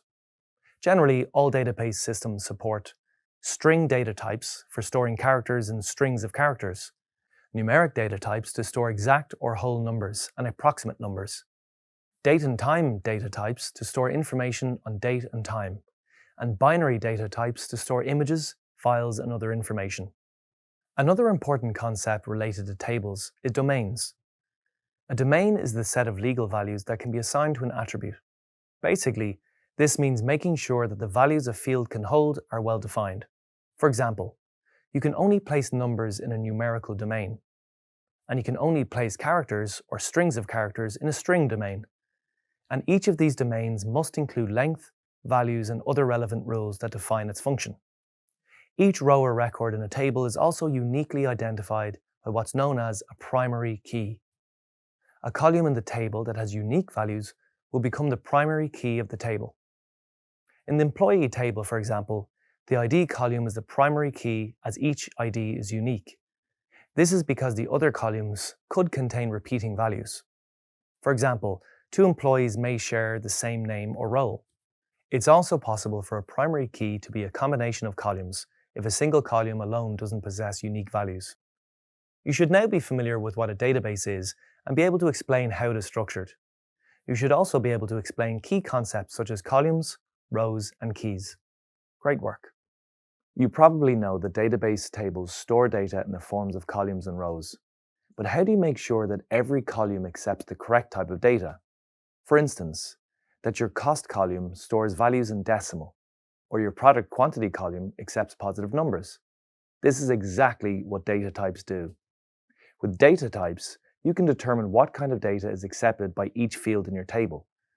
Over the next few minutes, you'll learn how to explain a numeric data type in a database and differentiate between integer and decimal data types. Before you begin exploring numeric data types, let's take a moment to explore the concept of data types. When you create a table in a database, you need to define column names and the data type of the content that will reside in those columns. Data type tells a database management system, such as MySQL, how to interpret the value of the column. Data types maintain data in the right format and make sure the value of each column is as expected. The most used data types are numeric, string, and date and time data types. Let's take the example of a table from the database of an online store. This table collects information on customers in the form of columns called customer name, order date, product quantity, and total price. Each of these columns must store data in the form of a suitable data type. The customer name column can use string data, order date can use a date type, and product quantity and total price columns are best suited to numeric data. The focus of this video is the numeric data type. Numeric data types is the generic term used for all specific data types that let a column store data as numbers in the database. The two most common numeric data types used in databases are the integer data type, used for a whole number value, and the decimal data type, used for a number with a fraction value. To return to our earlier table example, the product quantity column is defined as an integer data type. This is because it holds whole numbers only. Fractional numbers can be inserted, but they'll always be automatically rounded up or down to the nearest whole number in the database. And the total price column is a decimal type. This is because it holds fractional numbers. For example, an item that costs $80.90 is a fractional value. 80 is the whole number, and 90 is a decimal. Whole numbers can also be inserted. The database will add a decimal point along with a fractional value of 0. In most database management systems, you'll find different types of integer and decimal data types. Each type is intended to store a minimum and a maximum number value. For example, in MySQL database management system, tinyInteger, or tinyInt, is used for a very small integer number value where the maximum possible value that can be inserted is 255. While integer or int can be used to store a very big number, the maximum value that it can store is over 4 billion. These data types can also accept negative and positive values. In some database management systems, you can also force columns to accept positive numbers. This increases the maximum value they can store. You should now be able to explain the numeric data type in a database, and you should also be capable of differentiating between integer and decimal data types. Great work. You probably already know that when you create a table in a database, you must define the column names and the data type of the content that will reside in those columns. You can use a string data type to define a column's data type, particularly in instances when it accepts both numeric and text characters. In this video, you'll explore the string data type, and by the end of the video, you'll be able to explain the string data type in a database and differentiate between char and varchar data types. When you create a table in a database, it is important for data integrity to ensure that only valid values are inserted in your table. For example, you should use string data type when you intend to store data that contains a mix of character types. So if you define a column as a string, then any type of text can be inserted. This includes alphabet characters, numeric characters, and special characters. Let's explore an example to find out more about how string data types work. Let's take the example of a student table from a college database. This table stores student login information for the college's online portal. It stores this information under the following 4 columns: student name, username, password, and email address. The student name column contains only alphabet characters. The username column contains alphanumeric characters, and the password and email column contains a mix of character types. String data type is a generic term used for different string data types in the database. The most used string data types are char, which stands for character. This data type is used to hold characters of a fixed length, and varchar stands for variable character. This holds characters of a variable length. Let's explore these string data types further. Char means that the given length of the characters is predetermined. It can't be changed after declaration. Column attributes are defined as char followed by a character length in parentheses. For example, Char 50 means that a column only permits 50 characters of space in each field. Char is the best option if you have a predefined size of character that you want to maintain. In the student table, you can set a maximum length of 50 characters for the username column in SQL with char 50. For example, the table contains the records for a student with the username mark123, which is a total of 7 characters. However, because the column is defined as char 50, this username occupies a length of 50 characters within a space. The varchar data type works in a similar way to char. However, it is a variable length. This means that the length can be changed, it's not fixed. Varchar is often used when you're not sure how many characters might be inserted in a column field. So you can type varchar 50 in SQL to allow for any input up to a maximum of 50 characters. In the student table example, the student name column would most likely contain names of varying length. So you could define the student name column as varchar 50 in SQL. This means that the name of each student only occupies as much space as there are characters in their name. For example, Mark Simpson occupies far less than 50 characters, but this field could hold a name up to the value of 50 characters if required. Finally, let's briefly explore some more commonly used examples of string data types. Tiny text is used to define columns that require less than 255 characters, like short paragraphs. Text is used to define columns of less than 65,000 characters, like an article. Medium text defines columns of 16.7 million characters, for example, the text of a book. And the long text data type stores up to 4 gigabytes of text data. You should now be able to explain the string data type as used in a database, and you should also be capable of differentiating between string data types, including char and varchar. Great work. To ensure the accuracy and reliability of the data in your database, you must limit the type of data that can go into your database table. In this video, you'll learn how to describe the purpose of constraints in a database and identify default constraints to set default values in a table. Database constraints are used to limit the type of data that can be stored in a table. This ensures that all data inserted into the table is accurate and reliable. If the database detects a violation between the constraint and the data operations, then it aborts these operations. An example of a violation might be an attempt to insert or upload invalid data to a table. The database realizes that the data is invalid and rejects it. Constraints can be column level, where the rule applies to a specific column. They can also be applied at table level. For example, I could use the foreign key constraint to prevent actions that would destroy links between tables. I'll demonstrate this in more detail in a later lesson. Two of the most used database constraints include not null, a method of preventing empty value fields, and default, a method of assigning default values. For now, let's begin our exploration of default values with the not null constraint. The not null SQL constraint is used to ensure that data fields are always completed and never left blank. Let's explore this concept using the example of a table from an online store that records the IDs and names of customers. The table records this data in its customer ID and customer name columns. These columns must always contain data. If there's no data or values inserted into either of these columns, then the creation of a new customer record is aborted. The not null default value is implemented using a SQL statement. A typical not null SQL statement begins with the creation of a basic table in the database. I can write a create table clause followed by customer to define the table name, followed by a pair of parentheses. Within the parentheses, I add 2 columns, customer ID and customer name. I also define each column with relevant data types, int for customer ID as it stores numeric values, and varchar for customer name as it stores string values. Finally, I also declare a not null constraint for each column. This makes sure that neither column will accept null values. Now, any operation that attempts to place a null value in these columns will fail, like inserting or updating data. Next, let's look at how the default constraint works in a table. The default constraint sets a default value for a column if no value is specified. This means that if no data is entered for a specific field within a column, then a table will automatically insert a default value instead.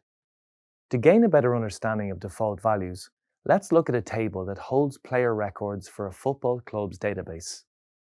The table is called Player Table and contains 2 columns. The first is player name and lists the names of each player in the team. And the second column is city and lists which city each player is from. Most of the players in this club are from Barcelona, so I can specify a default value of the city column as Barcelona. This means that I don't have to enter Barcelona repeatedly into the city field for each new player.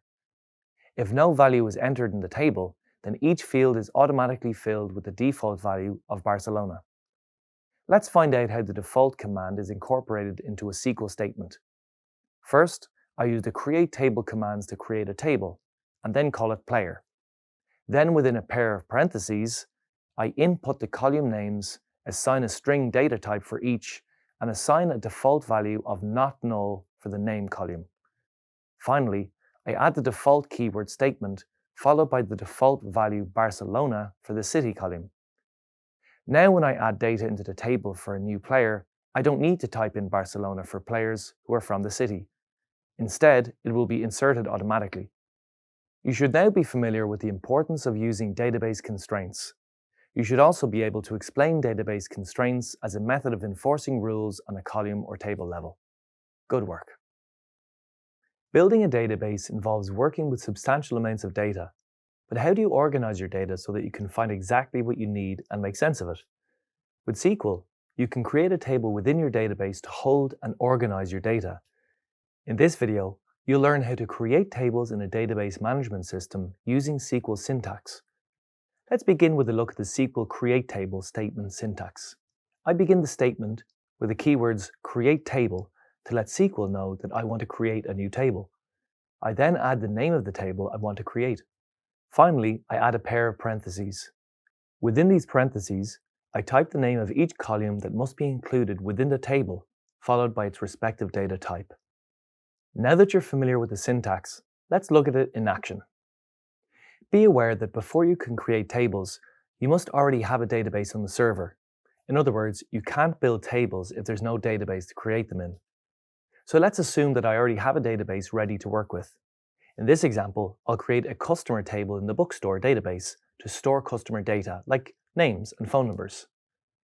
First, I write a SQL statement that contains the create table commands followed by the name of the table, in this case customers. Then I add an open parenthesis. It's within this parenthesis that I need to create my own columns. So, I write the name of my first column, which is customer name. This is followed by the data type varchar. This data type means that the column can hold data of any type. I then add a numeric value within a pair of parentheses. Then I add a comma and write the name of the second column, which is phone number. I add int as the data type so that only whole numbers can be stored.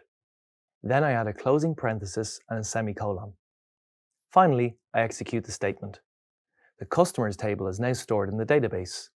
In this video, you learned how to create tables in a database using SQL syntax. Well done. At this stage, you're probably familiar with creating tables in databases, but no table is ever static. Database developers are always restructuring tables. Sometimes they need to add new columns, delete old ones, or edit the data they contain. You can complete many of these basic restructuring actions using SQL syntax. In this video, you'll learn how to alter a database table by adding and removing columns, and modify the attributes of a database table. Let's start by exploring the SQL alter statement syntax. The first part of an alter statement is the alter and table keywords. These keywords inform the database that there is a table whose contents must be altered. This is followed by the name of the table to be altered. I then include the add keyword. This keyword tells SQL that there's one or more items to be added to the table. There are other keywords I could include here instead, but for the purposes of this example, I'll work with add. Finally, I insert a pair of parentheses. Within these parentheses, I declare the name of a new column to be added to the table, along with this data type. Now that you're familiar with the alter table statement, let's explore an example of this statement in action. However, before you can begin altering tables, you must already have a database on the server. So, as always, make sure that you know how to create databases before proceeding, and ensure that you already have a table in your database with data that you can alter. In my example, I have a students table located within the database called college.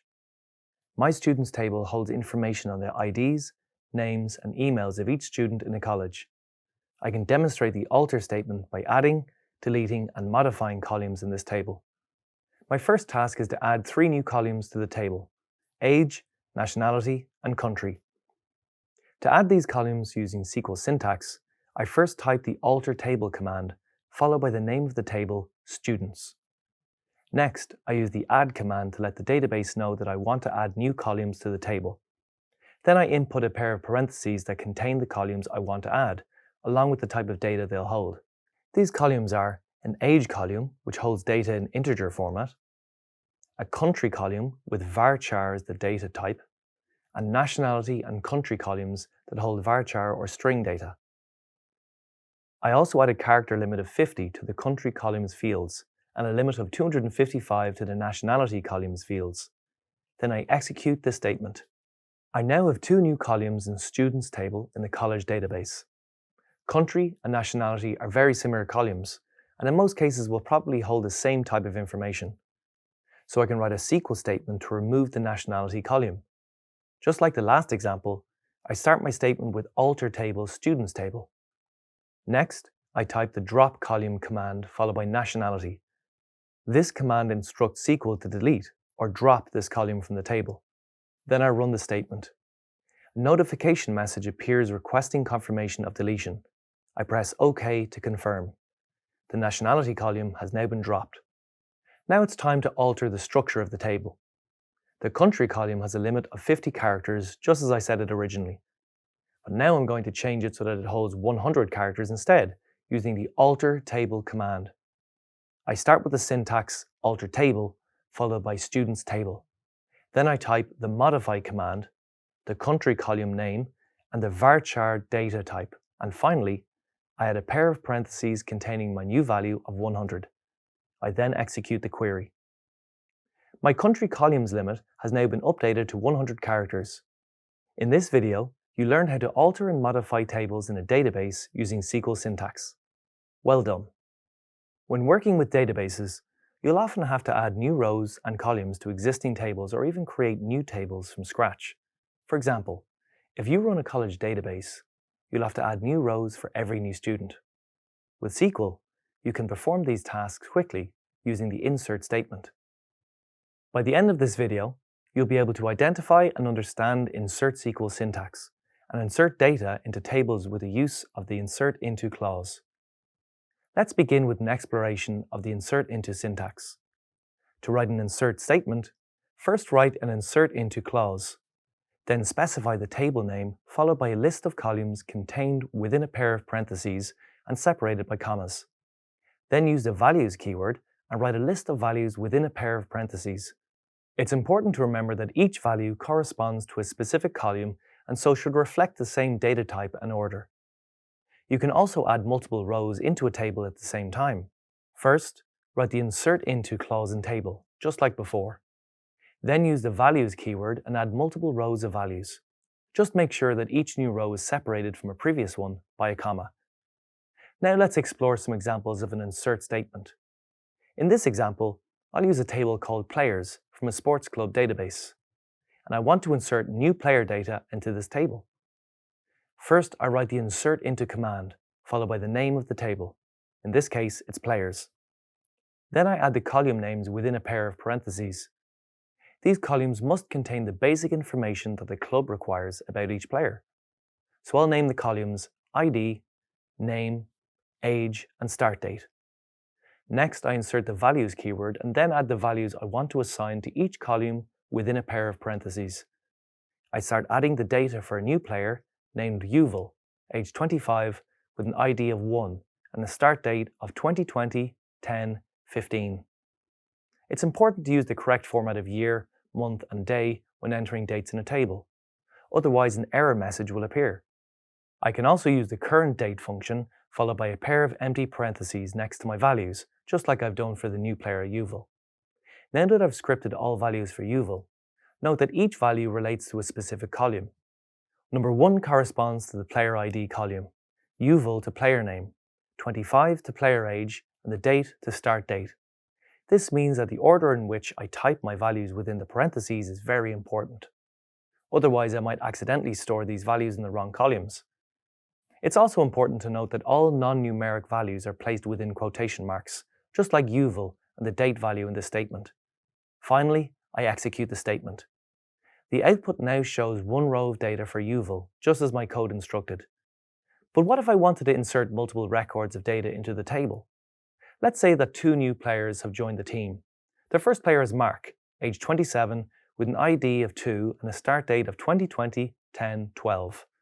And the second player is Carl, age 26, with an ID of 3 and a start date of 2020-10-7. Both Mark and Carl must be inserted into the database. As you learned earlier, this is a very straightforward task. First, I write the insert into command. Then I write the table name, players. Next, I type the ID, name, age, and start date columns within a pair of parentheses. Then I write the values keyword and insert 2 records of data. These data records are contained within 2 pairs of parentheses separated by a comma, one for Mark and another for Carl. Finally, I run or execute the statement.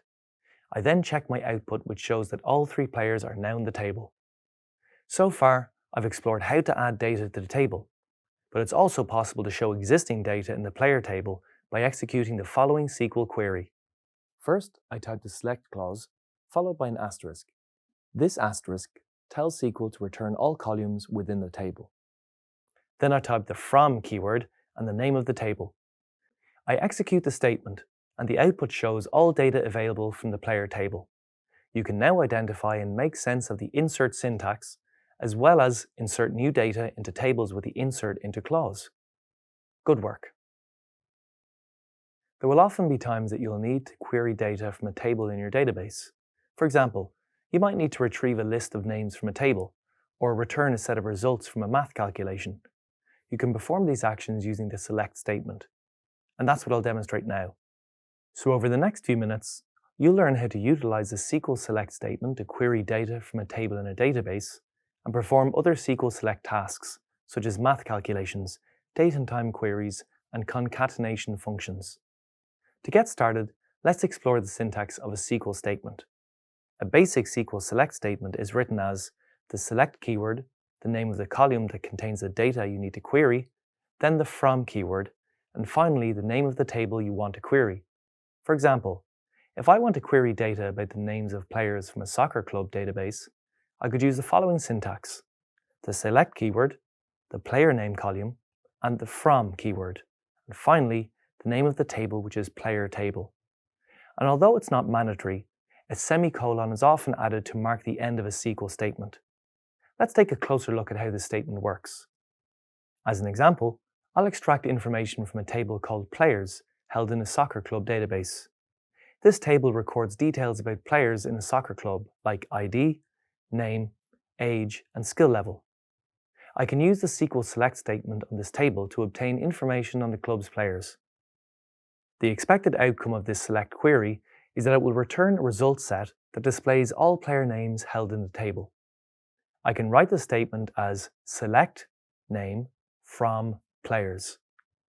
The select command is used to retrieve data. Name is the column that stores the player's name in the database. From is a keyword that identifies the source table, and players is the table name. I then run the statement. The query returns a table column that lists the players' names from the players' table, with each name on its own row. So in the example you just explored, I retrieved data from one column in a table. But what if I wanted to retrieve data from multiple columns? Maybe I need to retrieve the name and skill level of each player. I can obtain this information using a SQL select statement written as select name level from players. I add a comma between name and level so that SQL understands they are 2 separate columns. I run the query and it returns the data from the name and level columns in the players table. I could also use the select statement to retrieve all data from all columns in the players table. There are 2 methods I could use to achieve this. The first method is to list all column names in a standard select statement as follows: select ID, name, age, level, from players. Once again, each column is separated by a comma. I then run the query and get all the requested information in table format. The second method is to use an asterisk as shorthand. So instead of typing out all column names, I just type select asterisk from players. Then I run the query. It returns all the information available in all table columns, just like in the first method. You're now familiar with how to use the select statement in MySQL. So, next time you need to query data in your database, you've now got different methods to choose from. I recently created a database table for a college called Student Table. It contains the following pieces of data on each student in the college: ID, first name, last name, home address, college address, contact number, and department. Let's use the update syntax to update the home address and contact number of the student assigned the ID of 3 in the table. So I click the SQL tab in PHPMyAdmin. Now I use the update clause followed by the name of the table that I want to update, which is student table. Then I add the set clause followed by the names of the columns to be updated, which are home address and contact number. Next to the name of each column, I add an equal to symbol and place the new values to be inserted into the table in single quotation marks. I also make sure to separate these column value pairings with a comma. Finally, I add the where clause to identify the exact record I want to update. This record has a student ID column field that was assigned the value of 3. So I write where ID equals 3. Now that I've completed the syntax, I can select Go. I then receive a message confirming that the change has been made, and when I check the table, it displays the updated values for the assigned columns alongside student 3. So that's how you update the information for one student. However, the update syntax can also be used to update the information for multiple students at once. Let's suppose that the college's engineering department has moved their classes to a new location on campus called the Harper Building, and I need to update the department's address on the table for all engineering students. I can perform this task using the update SQL syntax. The syntax is very similar to the previous example. First, I use the update clause followed by the name of the table. Then I add the set clause and state that I want to update the values within the college address column to Harper Building. So I type this as set college address equals Harper Building. Next, I type the where clause and state that I want this update to occur within the college address column for all students assigned the value of engineering in the department column.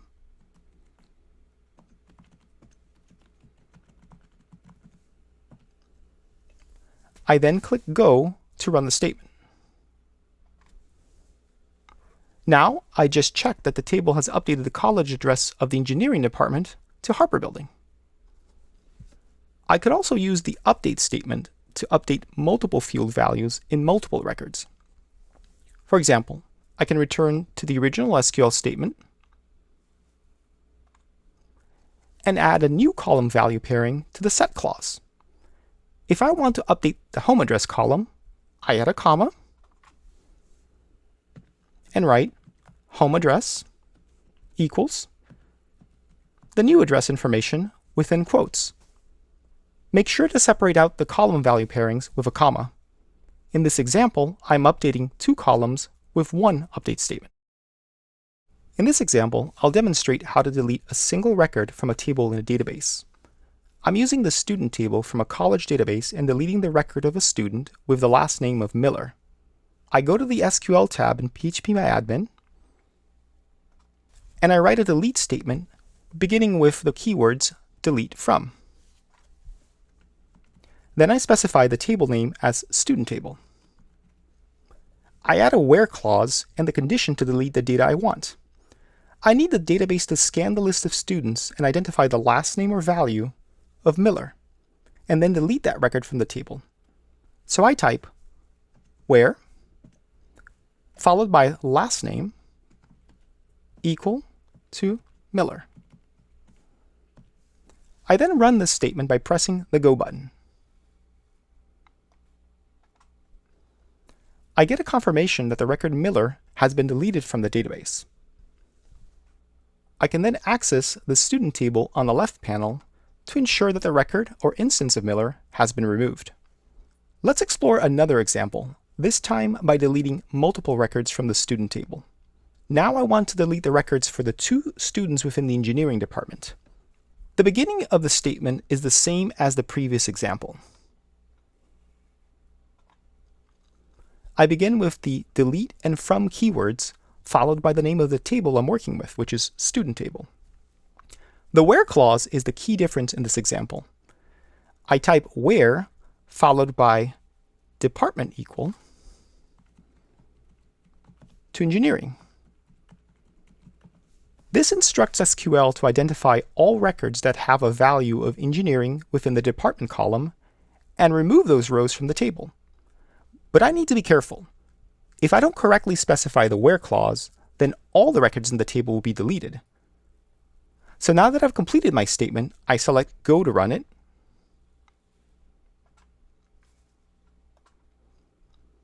I then check the table by clicking it on the left panel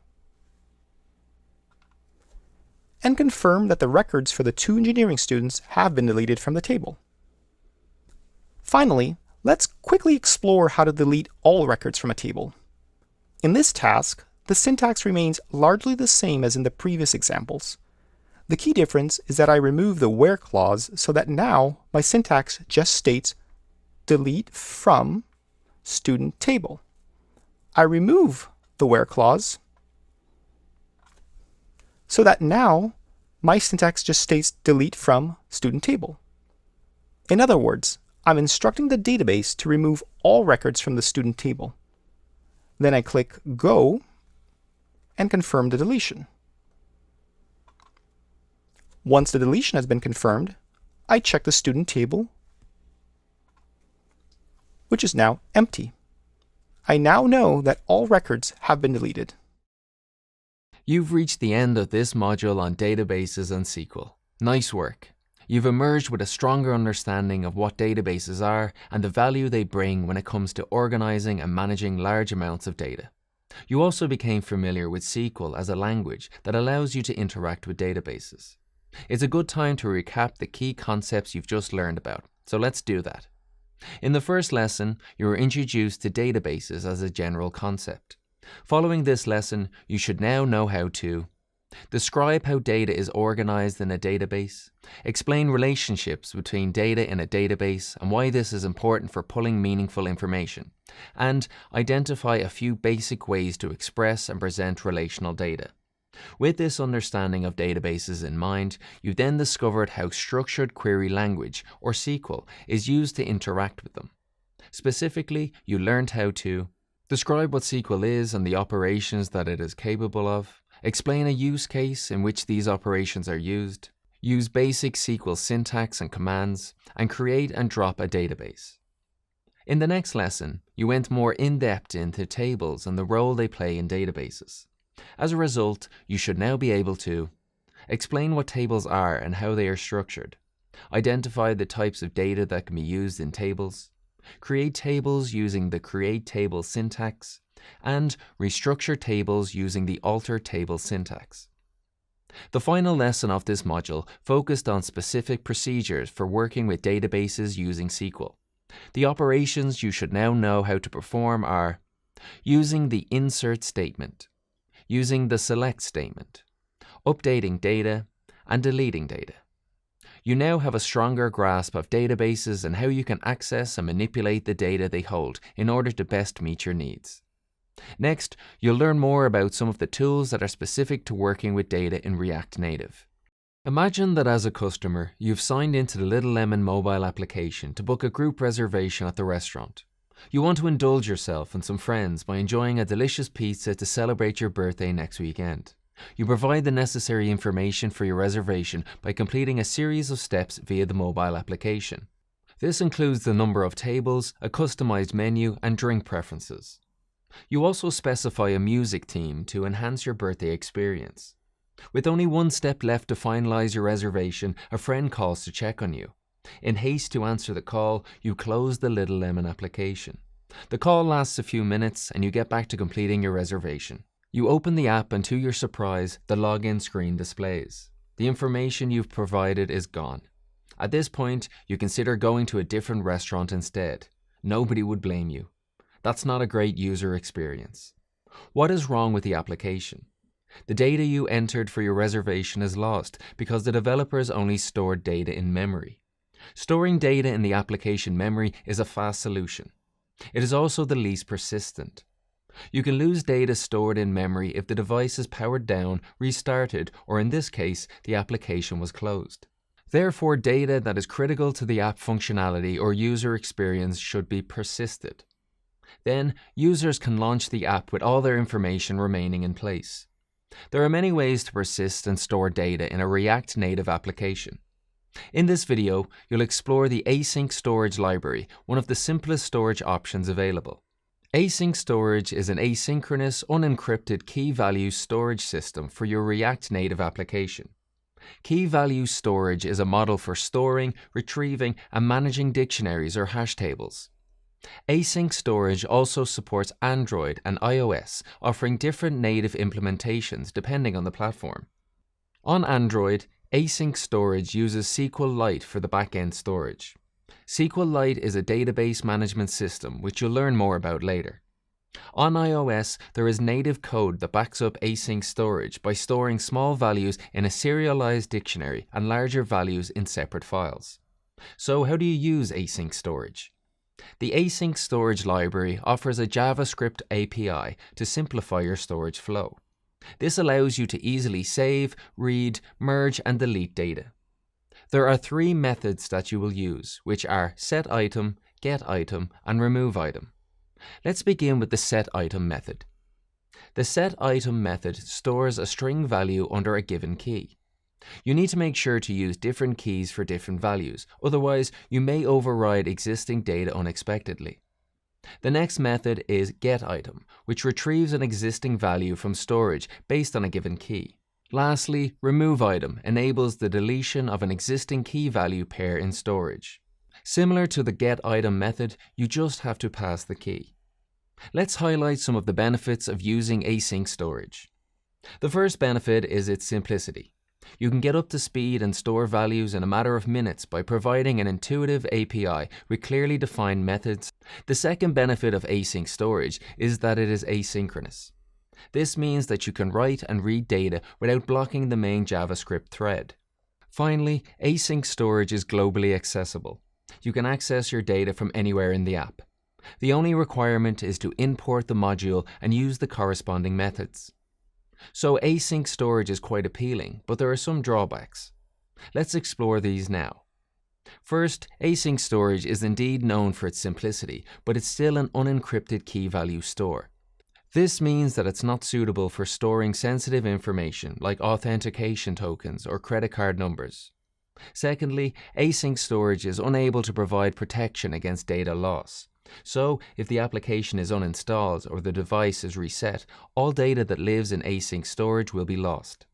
Finally, async storage is not the most performant solution for React Native applications. If performance is a concern, other storage options may be more suitable. You'll discover these alternative storage options a bit later as you progress through this course. In this video, you learned about the importance of persisting data in a mobile application. You also learned that async storage is a possible solution you can integrate into your React Native applications with benefits such as its simplicity, asynchronous nature, and global access. But keep in mind it's not suited for sensitive data and doesn't protect you against data loss. In this video, you'll learn how to install the React Native async storage package into your applications. Even though async storage is a standalone library, Expo has it bundled into its Software Development Kit, or SDK. This ensures that you have the necessary tools to set up async storage successfully on Android and iOS platforms without performing additional native steps. To get started, let's visit the official page within the Expo documentation, which is easily accessible by typing async storage in the search box at the top of the page. Alternatively, visit the URL docs.expo.dev. This is also listed in the reading, additional resources. As outlined in the instructions, only one terminal command is needed for the installation. Now add the library to the application by running the following command in the terminal: npx expo install @react-native-async-storage/async-storage. This adds the library to the package.json file and automatically sets it up. The full documentation of the library is located at the URL in the usage section below. To use this package, import the library at the top of the file by typing import async storage from, followed by a single quotation mark, @react native async storage /async-storage, ending with a single quotation mark. Now, the library exports the async storage object, which contains several methods that allows you to store and retrieve data from the disk. First, a method called setItem stores data. The setItem method receives two parameters, a unique key that references the data to be stored and the particular string value that is stored and persisted into the disk. Data persistence refers to values that are preserved even when the application is shut down. Note that the async storage library only supports storing string data, but I can still store other JavaScript types, such as objects or arrays, by serializing the data first. I'll demonstrate this a bit later on. It's important to note that setItem returns a promise, so make sure to use the await keyword and wrap the method call into a try-catch clause. This accounts for possible errors that may arise when attempting to save the data and also avoids crashes in the application. The setItem method also acts as an upsert database operation, meaning that it will either create a new value in storage if the key doesn't exist or update an existing value. Now, recall that if the data is not a string but can be serialized, use the json.stringify method to convert the data to a string before storing it. Now, let's examine the second method that retrieves and reads data from storage using the async storage API. I'll do this by using the getItem method to read the data. The getItem method receives only one parameter, which is a key that references a previously stored value and returns a promise. Once again, I'll use the await keyword and wrap the method call into a try-catch clause. If the key doesn't exist, getItem returns null. If the key is present, it returns the value as a string. To make sure that I retrieve the original data type that was stored, I'll use the JavaScript json.parse function and apply it to the value returned. In this lesson, you learned how to set up the async storage library in your Expo applications. You also explored the two basic methods to save and retrieve data from the disk, which are setItem and getItem respectively. The Little Lemon restaurant would like to digitally register all their customers that visit and dine at the restaurant. They want to use a simple mobile application that will track the list of current pizza lovers that are eating in.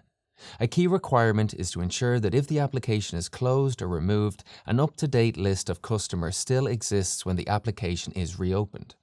In this video, I'll use this example to demonstrate how to use the async storage package to retain an accurate list of customer registrations for Little Lemon's restaurant application. Let's begin by exploring the application's interface.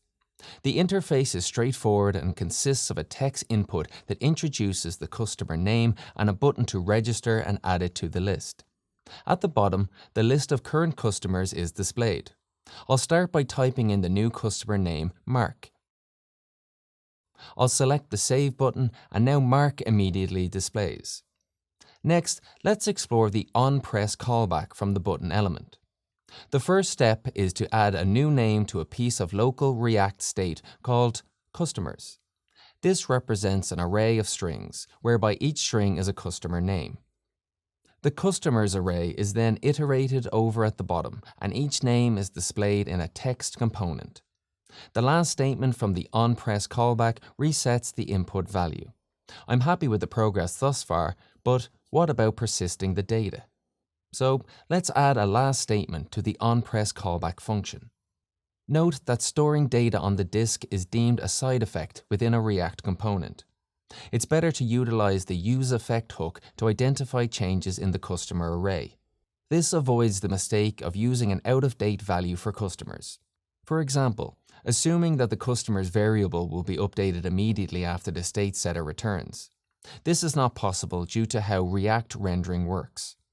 In this demonstration, the use effect is used more than once. In the instance being highlighted, the use effect runs anytime there is a change in the customer state variable. This happens immediately after the previous re-render completes. Here, async storage.setItem is called to store the array of customers under a key named customers. Recall that the data has to be serialized first because setItem only accepts strings as values. Next, ensure the local state of customers populates the data from storage every time the application starts up.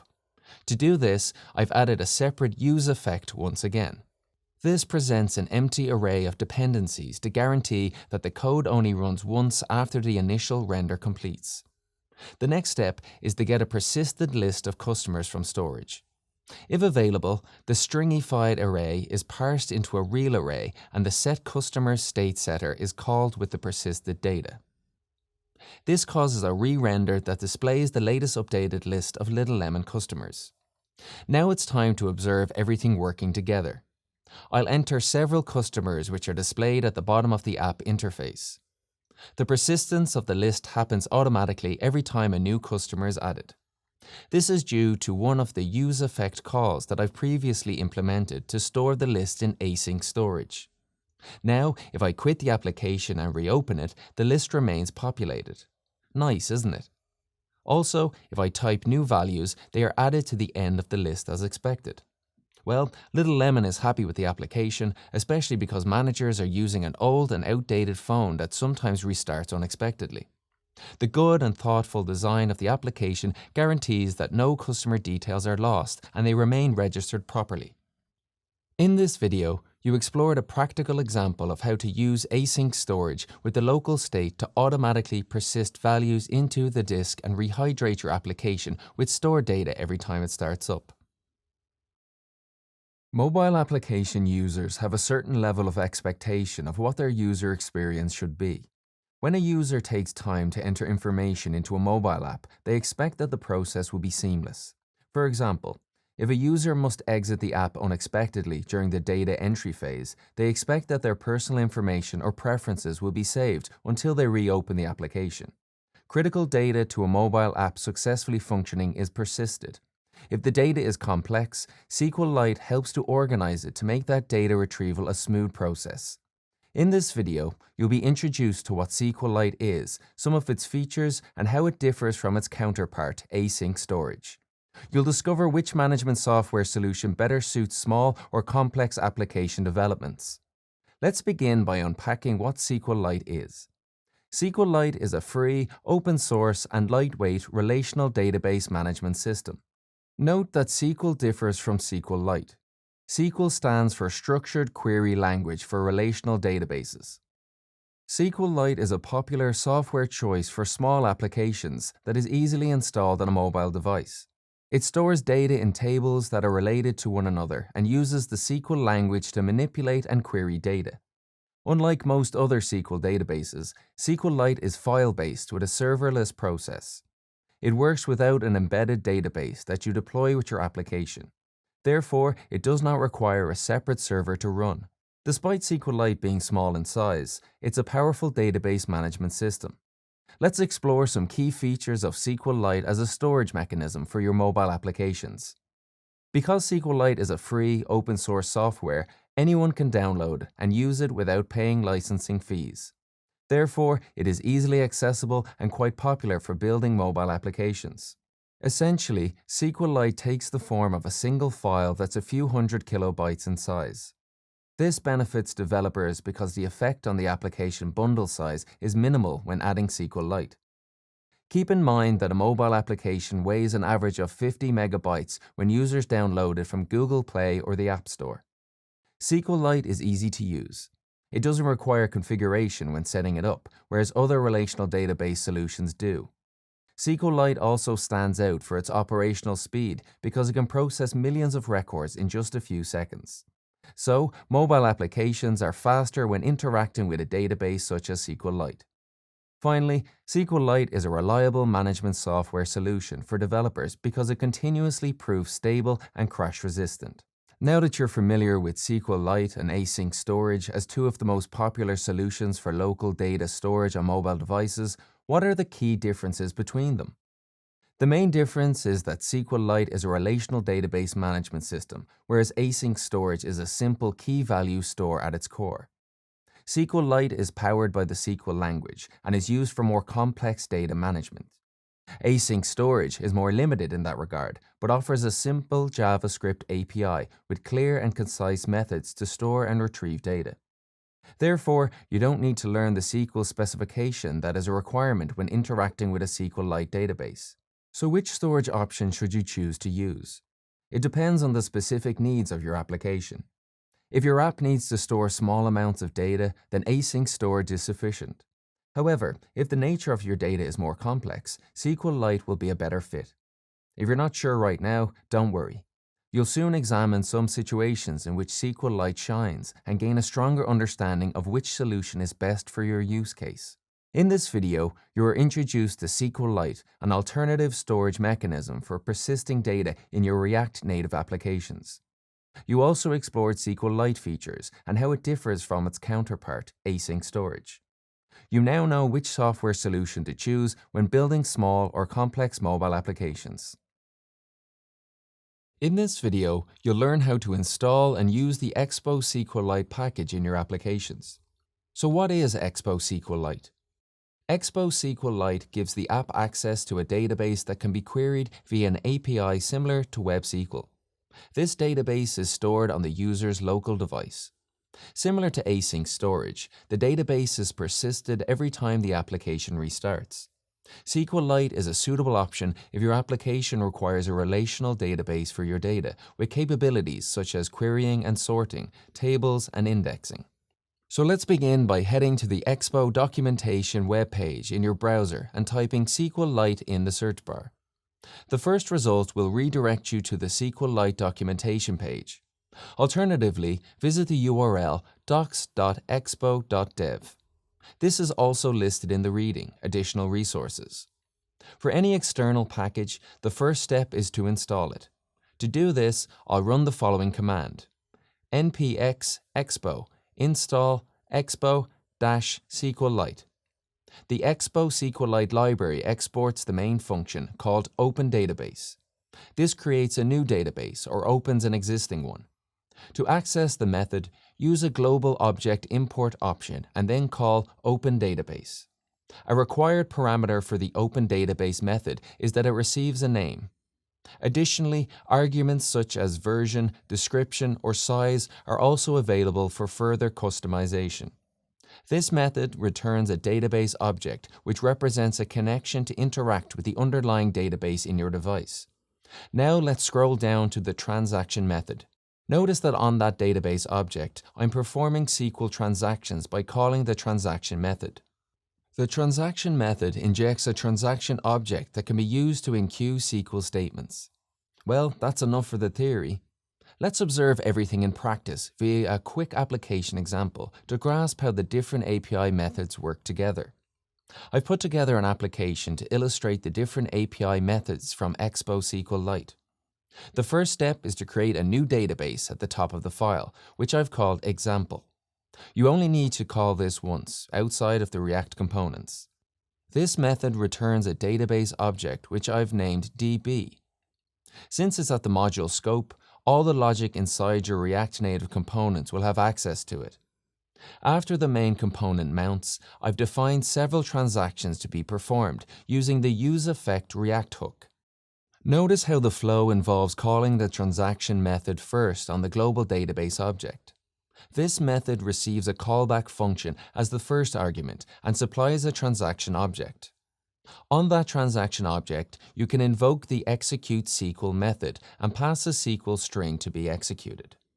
Keep in mind that every SQL statement inside a transaction is guaranteed to be executed in order, so it is safe to lay them out sequentially. The first statement creates a new table, if it doesn't exist, called customers. This has two columns, an ID as the primary key and a text field called name. The second statement inserts two new customer names in the table, Mark and John. Notice that the SQL string contains placeholders in the form of question marks. These are values to be substituted and are listed in the second parameter as an array of values. The last SQL statement queries all customers from the database and displays the different rows in an alert. Now, let's find out if the application works as expected.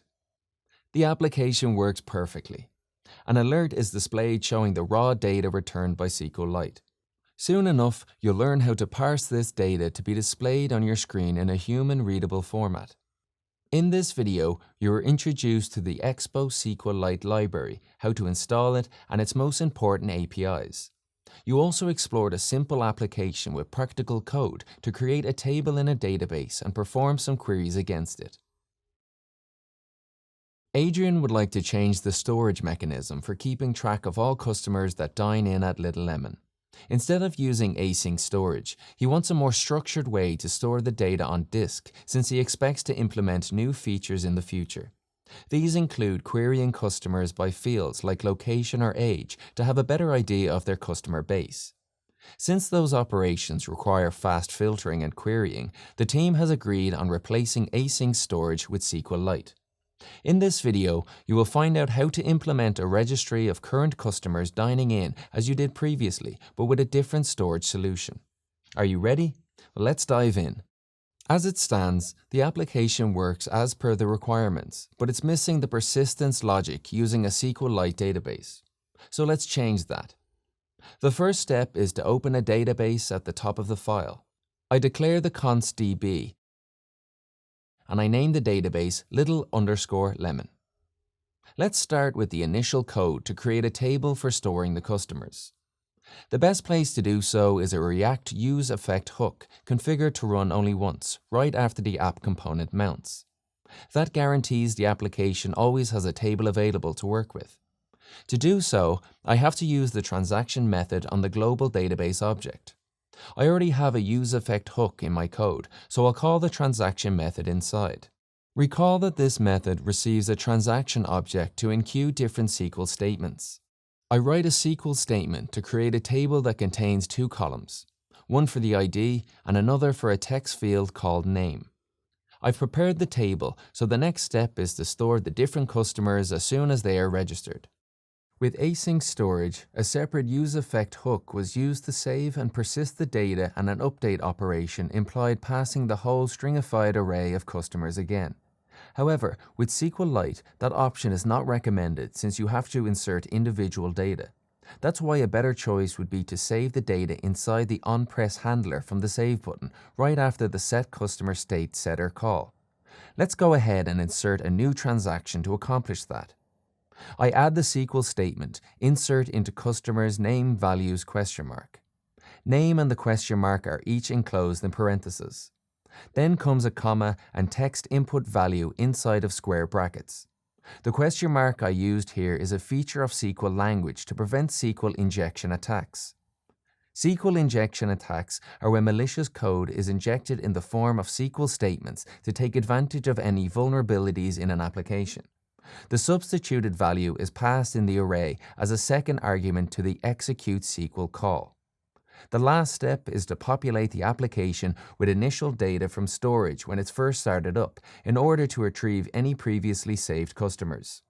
To do so, I need to add another SQL statement inside the useEffect hook to be run once after the initial render of the application. This SQL statement queries all customers from the corresponding database table. Once it executes successfully, the data is retrieved in the third argument via a callback function. You can access the row's raw data in the second argument. Since the data that matters is the list of customers' names, I have to perform some transformation prior to rehydrating the local state. The data is accessed via the _array property on the rows object. Then a map operation is made to just extract the names. And that's all that needs to be done. The implementation is completed. Let's test out the application to verify if everything works as intended. I have an emulator open with the Little Lemon app displayed, and I'll enter and save a few more customer names by typing them into the text input box and then clicking on the Save Customer button. These names are then displayed in the customer's list. Next, I'll exit the application and restart it. There you go. The application has been initialized with the previous customers. I can keep adding more customers to the list without issues. In this video, you have learned how to connect the SQLite library with React Local State by replacing the database layer from a previously shown application. You've finished this module on data in React Native. Nice work. You're now more knowledgeable when it comes to using two key tools for handling data. These tools are async storage, an asynchronous key value storage system, and SQLite, which is a relational database management system. Before you move on, let's quickly go over what you learned about these tools. In the first lesson, the focus was on async storage. By completing this lesson, you should now know how to explain what async storage is and how to use it, identify the benefits of using it for your storage needs, and identify some of its drawbacks and limitations. You are also guided to use async storage with the Little Lemon mobile app in order to keep a record of customers who dine at the restaurant. The skills you practice to complete this task include setting up async storage to work with Expo, storing and persisting data with the setItem method, retrieving stored data with the getItem method, and rehydrating the local state with previously retrieved data whenever the application is started. In the second lesson, you became familiar with SQLite. Specifically, you learned how to explain the key features of SQLite that differentiate it from other SQL database management solutions, list the benefits of using SQL databases, and identify the ways in which SQLite differs from async storage.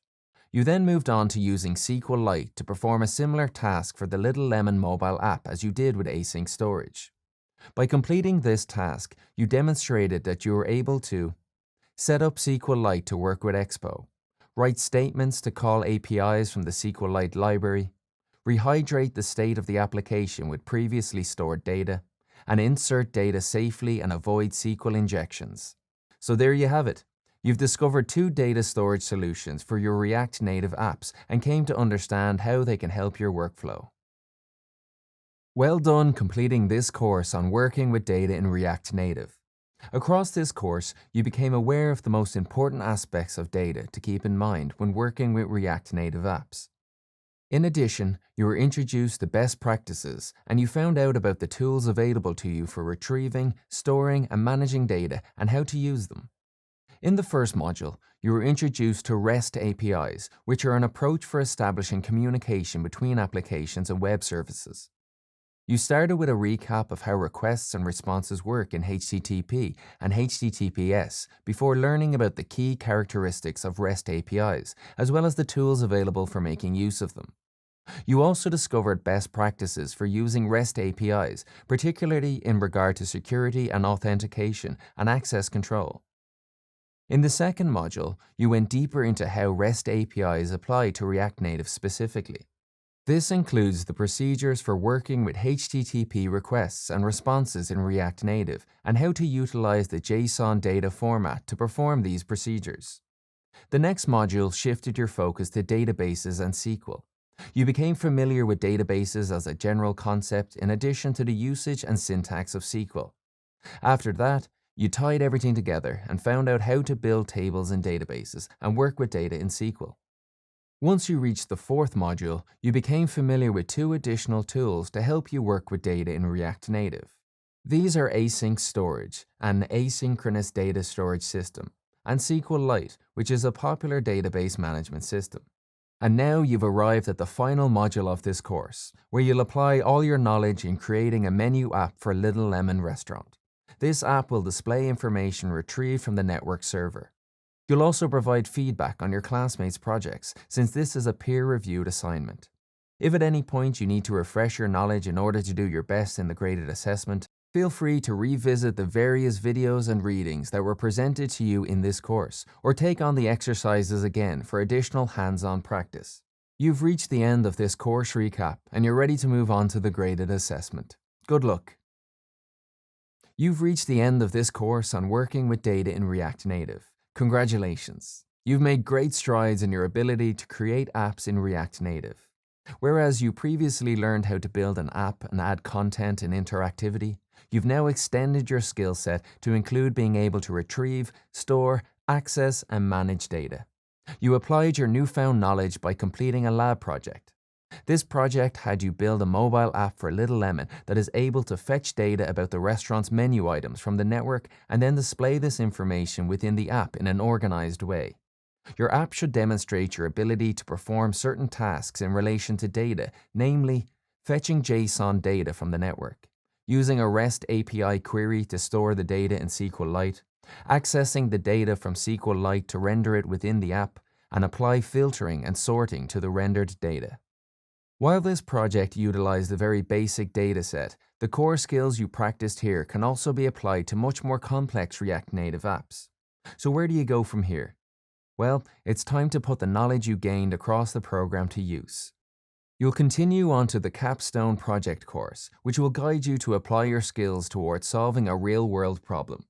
Your completion of this project will produce proof of your React Native abilities and give you something impressive to add to your portfolio.